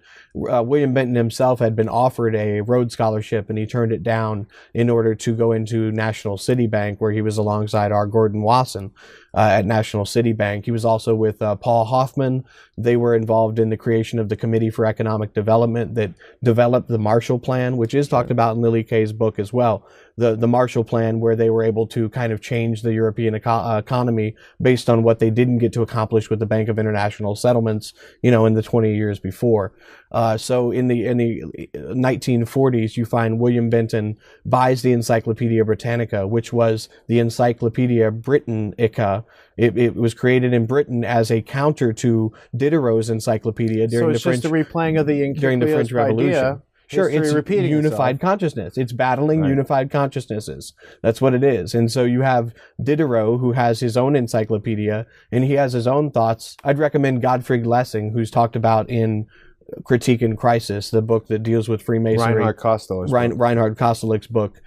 He is one of the people that is said to have systematized the idea of Freemasonry as a check on states. He deals with Diderot's concept of the citizen spectator and how the dramatic effect of imparting individuality to crowds, and it's really not the performer on the stage, it's the person in the crowd that is adopting what is being imparted by the stage. You find how you see how these ideas. This is all about the creation of culture, the artificial creation of culture, not through natural meeting our needs, improving our lives, living, surviving, thriving. It's not about that.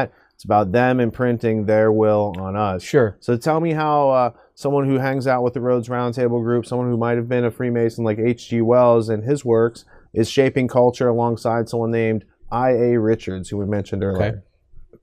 Can you get to that in just one second? I just got to sew one thing up here. Yeah, sew it up. So William Benton, who buys the Encyclopedia Britannica, was a member of the Fat Man's course taught by Robert Maynard Hutchins and Mortimer Adler, which is being ran by this liberal arts committee at the University of Chicago. And what they had done is they had similarly tried to effect a unified education by using the Socratic method and coming to a conclusion together and presenting that within that group. And these rich guys in this so-called Fat Man's course, sought to proliferate this into the business community. Henry Luce later becomes involved and is so enthralled by this as a possibility for his employees in order to give them a leg up on others within the society. And this is written in The Romance of Commerce and Culture, which details the connections to the great books of the Western world and Walter Pepke, another member. It leaves out Luce's connections to Skull and Bones, which is the Prussian educational secret society, which takes its seed at Yale. Right, that's correct, and it doesn't have anything to do with that portion of it, but it does talk about the importation of German culture into both advertising and art at the time, and into this idea of nationalism using a canon, boxing up our culture. Sure, and really it was all about trying to bring a consensus and kind of de-individualize people's innate thoughts and capacities, which you find later in the Macy conferences with Theodore Adorno's authoritarian personality, where they think they can root out jingoism and all of these other things. It's the desire to rescind man's humanity to a point of entropy where value judgments are no longer necessary, and holding conflicting thoughts to anything but the status quo simply goes to a mental form of eugenics. Yeah, to sterilize your mind. Sure, and they used to call this form, it's no coincidence they used to call education good breeding, because there is a definite connection to eugenics. So with the Great Books of the Western World, I suggest people pick up the first volume of the Great Books of the Western World, or the Great Conversation, and see who is signed on to the creation of the Great Books Project. And who you'll find is Scott Buchanan and Stringfellow Barr, who were directly involved in the Union Now project, both staffing the Foundation for World Government, the Committee to Draft a World Constitution, as well as the Association to Unite the Democracies, Federal Union, the English-speaking Union, all of these interdependent organizations that were all meant to bring about supposed peace through a unified culture that was based on Anglo-Saxon heritage. You also have Walter Forbes Murdoch, who I believe was Rupert Murdoch's uncle, from Australia, who was at his own university. So there's Royal Institute of International Affairs, fingerprints all through that. There's Pilgrim Society, Rhodes Roundtable, all seeking organic unity of the Anglo-American establishment. Yeah, the director of the person that brings in Scott Buchanan and Stringfellow Barr from the University of Virginia was a guy by the name of Francis Pickens Miller, who was a member of the ecumenical movement. He was a director of the Council on Foreign Relations, as well as a member of the Society for the Cincinnatus, which is a hereditary order created around the time of George Washington to commemorate the French and American connection during the war. Ominous continuity. Sure, of these and well, it's an ominous continuity because it's seldom pointed out that Mirabeau, who was a member of the Order of Cincinnati, was a member of the Bavarian Illuminati, by extension of the social circle that we mentioned earlier with Nicholas Bonneville. So it's a hereditary order that tries to keep up the symbology. The design for the logo was done by Pierre L'Enfant. It's very similar. He did the design for Washington, D.C., and there's a lot of... there's no occult design or meaning well, in it still exists to this day as well, and you can, if you're a family that goes back that far, you can apply for membership in that order. So the last thing on the Great Books of the Western World that I would say is that Walter Pepke was a member of the Fat Man's class. He's the founder of the Aspen Institute, the Aspen Strategy Group. And the Aspen Strategy Group and the Aspen Institute was founded on the commemoration date of the birth of Goethe, who at one point being a member of the Illuminati and then later expressing some views contrary to secret societies. Right. So, but nonetheless, they have this festival in Aspen, which basically is now a very popular town because of Walter Pepke's group and these people back then. And you have this, again, ominous continuity of the Noble Lie, Leo Strauss, the neocon strategy, all tied back into the Aspen Institute, the Great Books of the Western World. I know for those of you who have seen our past work, you have What You've Been Missing in 2010, where we did touch on some of these aspects, but now we've spent a couple more years figuring out what all that means and the greater details of connectivity. Yeah, and Leo Strauss went on to be a Scott Buchanan scholar or teacher, professor at St. John's University for a period of time as well. So there's some continuity there. I think his real legacy is the neocon party and Paul Wolfowitz and Cheney and Bush and 9/11. Well, and all the idea that you can perpetuate this noble lie, correct? Sure, right. And so they create the Aspen Strategy Group, the Aspen Institute, which are obviously immensely influential, and they also spread the Great Books tradition. So at the University of Chicago, with the Great Books of the Western World, under the auspices of imparting culture to the common man and ordering them to better themselves and telling them that this is a scarcity that they haven't been exposed to in 70 years. He says that in the first edition of the Great Conversation. You find a legacy in international relations that I think people will find helpful in understanding how this could create something advantageous to usurping national sovereignty. Robert Cohane, who is a international relations scholar, attended Shimer College in Illinois, which was one of the first colleges to offer early entrance into college. And the whole curriculum that he studied was the liberal arts education system of the Great Books of the Western World. That's how they obtained their bachelor's degree at that level. Now, his partner in writing a book later in life is Joseph S. Nye Jr., who is a Rhodes Scholar and at one point a director of the Rhodes Trust in Great Britain, and he's a John F. Kennedy Scholar at Harvard University. He was the tutor of Gaddafi's kid, wasn't he? Yeah, well, when Gaddafi's son after Gaddafi was kind of turned against after the Bush administration's attempt to... And before he was sodomized. Sure, yeah, before all of that took place, Joseph Nye had, through the Monitor Group, which is now a... it's a callback to the Indian Monitor schools.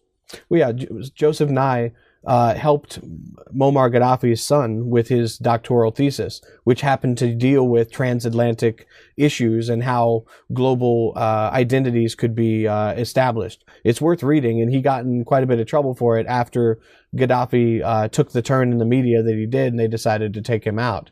And so Joseph Nye Jr. is a Rhodes Scholar, one of the most influential people in international relations. He's also a director of the Council on Foreign Relations.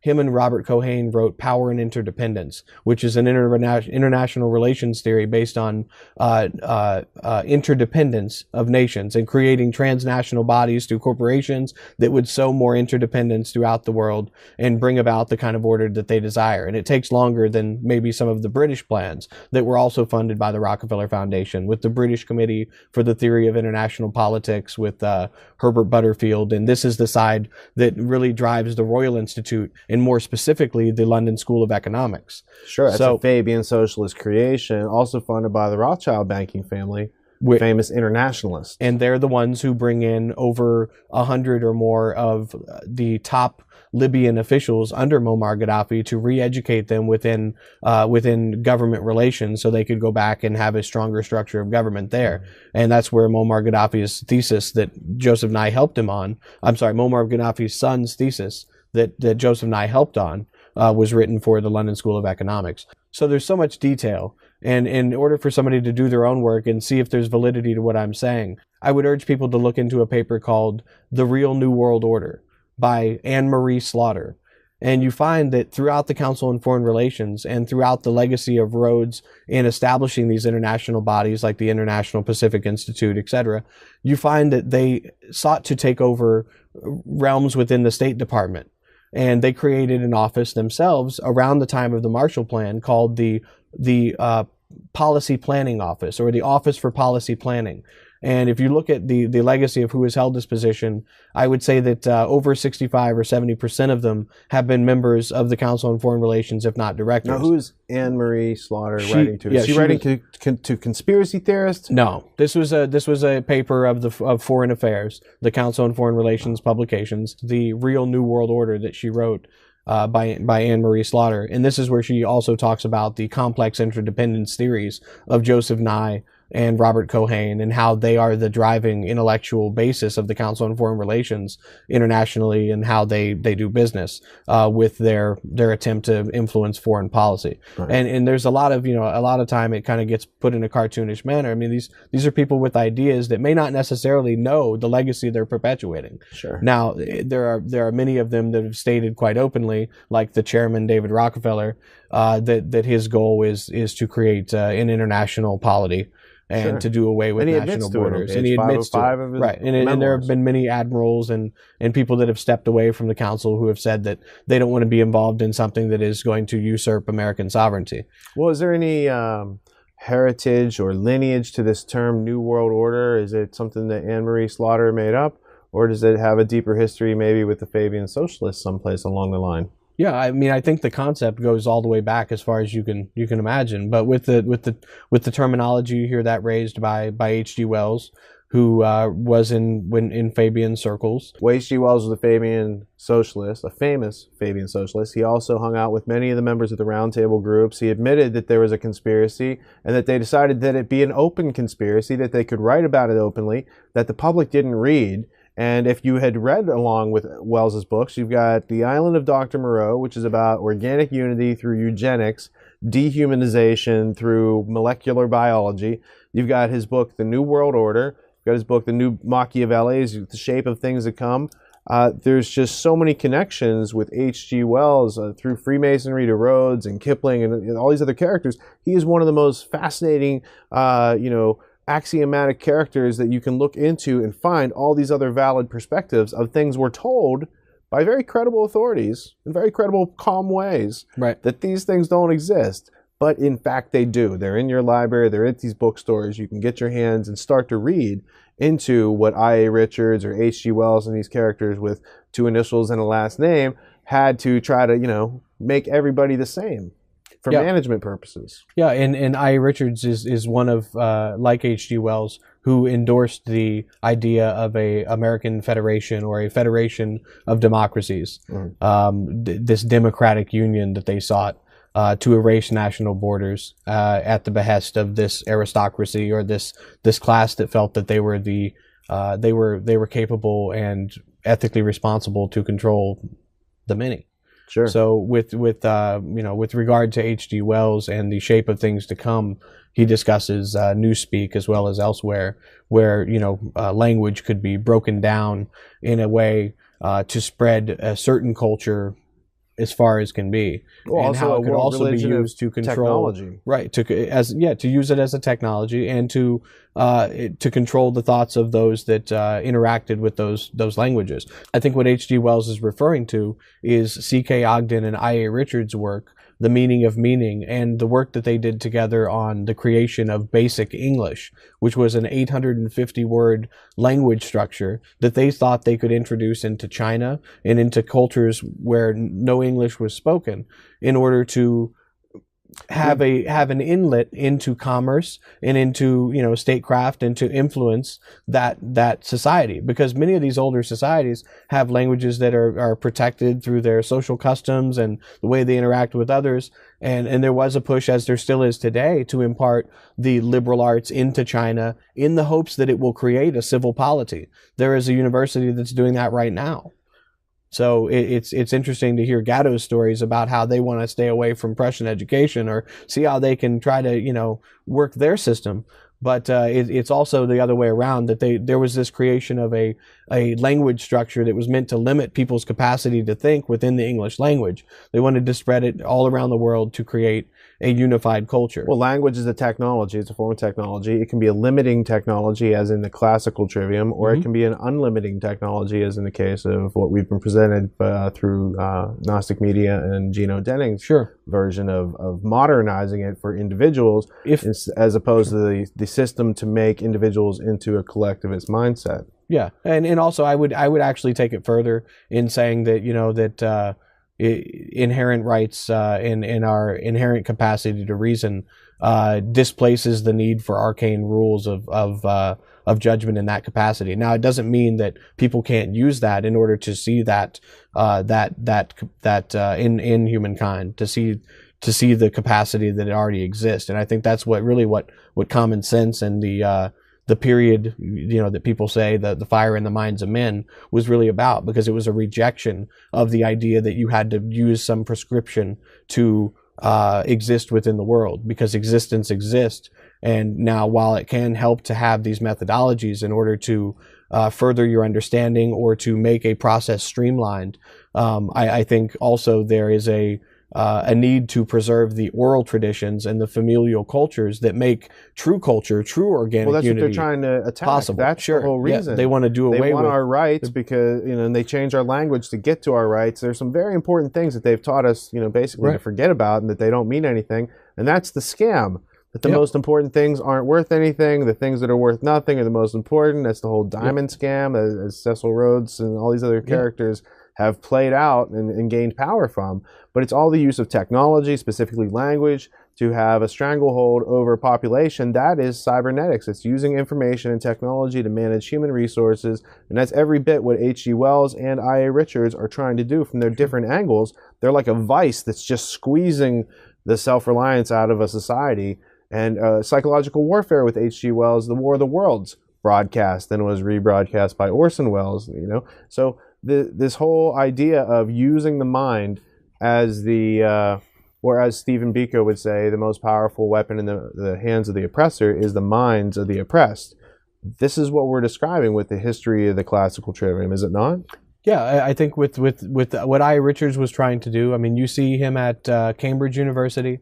He was involved in the Vienna Circle with logical positivism. Ogden was actually... Ludwig Wittgenstein? Sure. Ogden was actually the first to translate Wittgenstein's major work into English. And they wrote the book, The Meaning of Meaning, together, which kind of throws into question they were searching for the meaning of language and how language acts as a symbol for the thing that actually exists. And they were doing this in a way that was very similar and very influential on cybernetic thinking.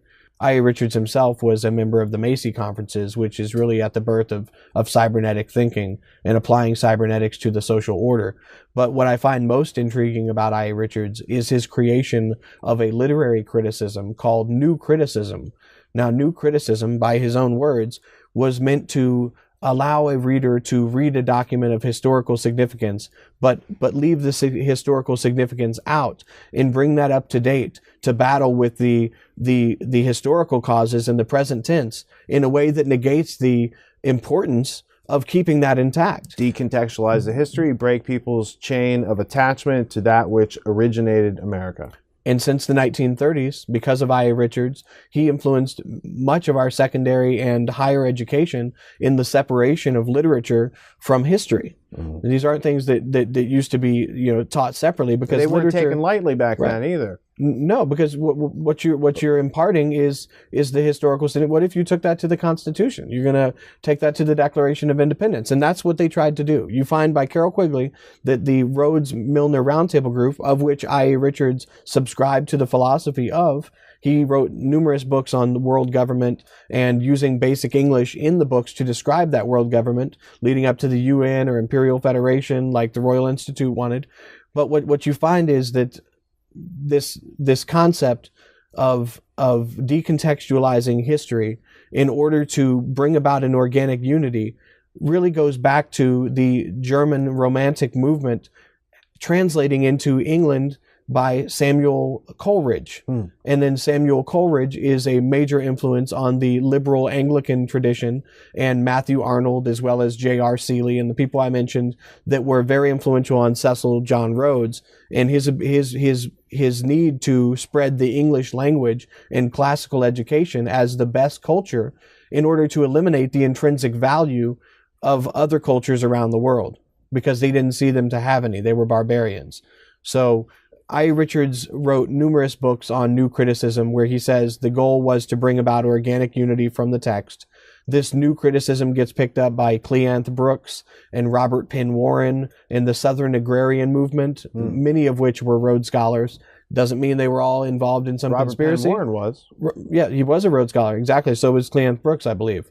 And it doesn't mean these guys were all directly in line, but you see the organic unity of the Rhodes Fellows coming into the United States and spreading these different concepts. And to prove that point, I recommend reading the latest biography on Frank Adeilette, in which he is quoted as saying the goal of the Rhodes Scholars was to impart the best of English education into the United States of America.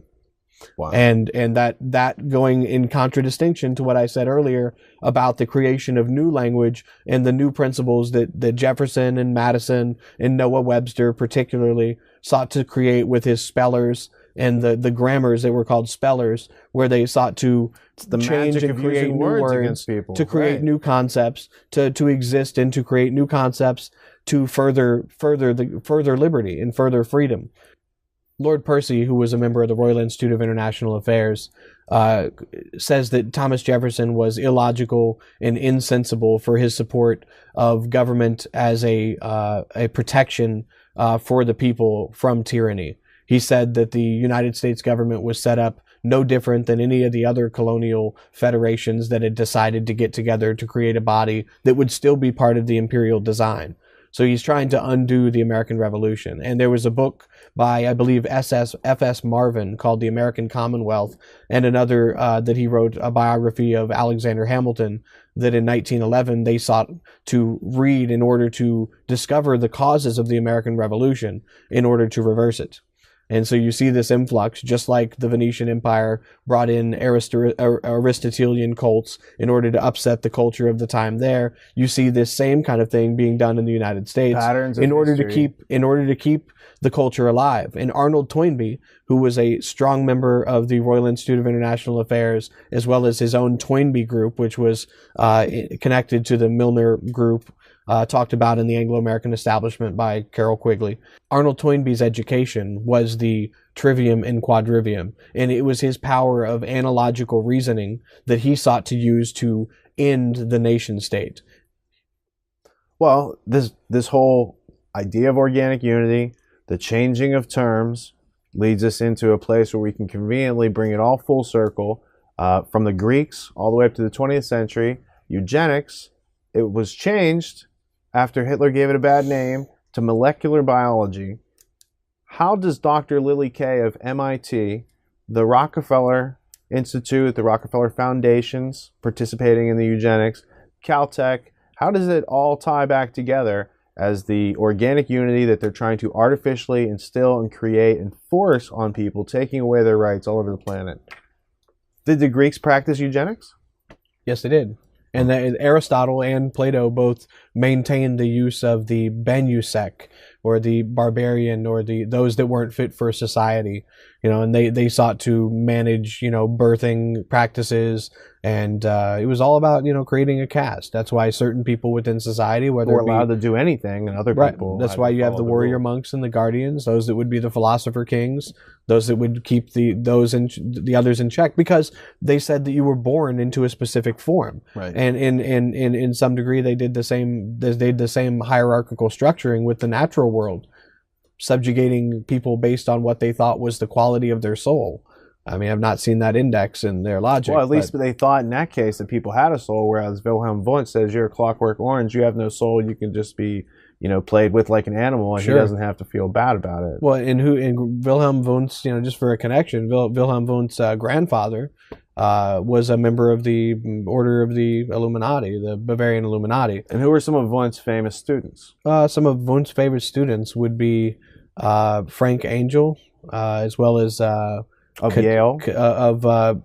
That was actually Yale that's Institute of Human Relations. Yeah, that's James. That's his cousin. They're cousins, first cousins. All right. G. Stanley Hall was a famous student of Wundt who taught other famous people. Yeah. Under Wundt, you had G. Stanley Hall, who influenced other Wundtians in the United States, like Edward Titchener and James Cattell, Many as of the well as people Frank that Gatto Engel. mentions in the Many of the alternate people, histories, John Taylor Gatto's resources on this are fantastic, and I recommend, if anybody's looking for the history of the Prussian education system, there's not many better sources that you can find. The correlation of the Prussian education system developed by Frederick the Great, and then Max Weber picking up on that educational technology to apply it in the Industrial Revolution, to imply that, in the birth of scientific technology such as Fordism or Taylorism, and the way that these Prussian ideals that were meant for this hyper nationalism get employed even in the industrial world is just fascinating. Rockefeller's eugenics, Right. Population control, present. Sure. 2 years ago, when I discovered the molecular biology book by Lily Kay, The Molecular Vision of Life, Rockefeller, Caltech, and their influence on molecular biology, I was intrigued to find somebody who had access to the records being able to expose the Rockefeller Foundation in a way that was not necessarily in line with what they would have liked to have seen happen. And yet it has rave reviews. By Linus Pauling on the back, there's a quote. There's, and by Linus Pauling, and she even writes, she was kind of intrigued by that because she speaks very ill of him in the book, but yet he saw it as an accurate depiction of what actually took place. And he was a signatory to the Union Now project and wrote on it himself, as well as his wife. They attended Commonwealth Club meetings in California, in which this was the topic of the day.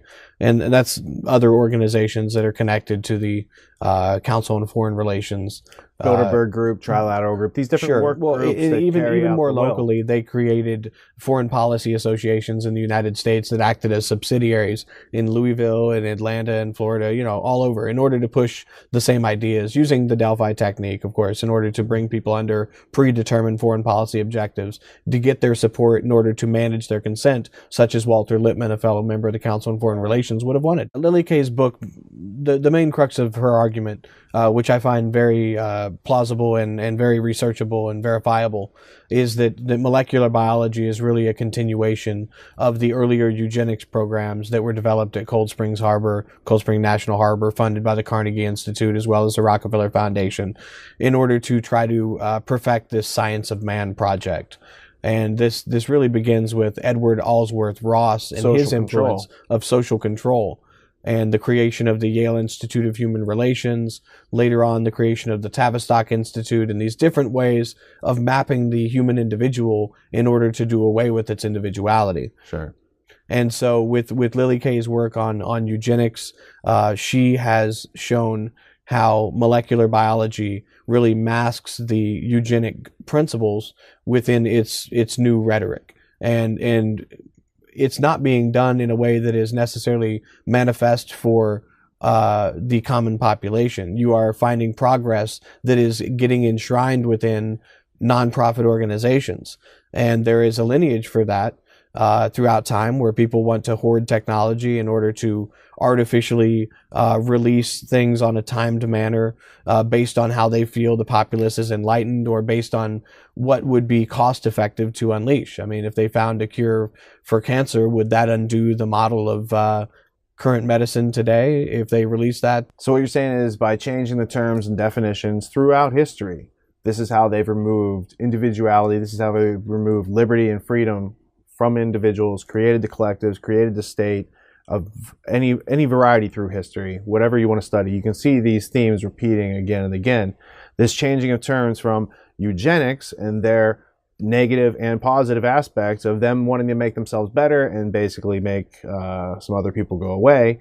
That's racism, it's irrationality. Some people might characterize it as evil, but that's a judgment. You can say on the basis of logic, it is irrational for those few people to make decisions on behalf of so many other people that they've never acquired the voluntary permission of, right? And so what we have is, again and again, by changing the words, by changing the definitions, they're changing the meanings, and by changing the meanings, they can get at your rights, and they can get at what makes you really valuable as a human being, which is your individuality, your creativity, your inventiveness, your studious hard work and attention and focus that comes together to formulate some knowledge, understanding, and wisdom.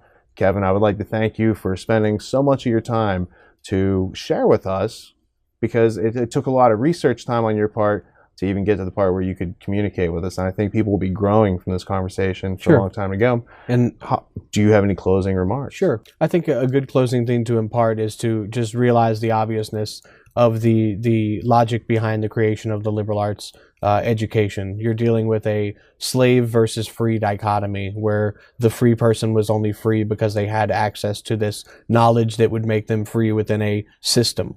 And this technology perpetuates over time throughout currencies, and how organic unity relates to all of these different models in our daily lives. So with the slave versus free dichotomy, you find a direct contradiction in the rights aspect enshrined in the United States, where rights are to be inherent, not because you have a specific form of learning, not because you've been imparted with a general grammar of pre-prescribed authors that will create a model of the citizen they'd like to have.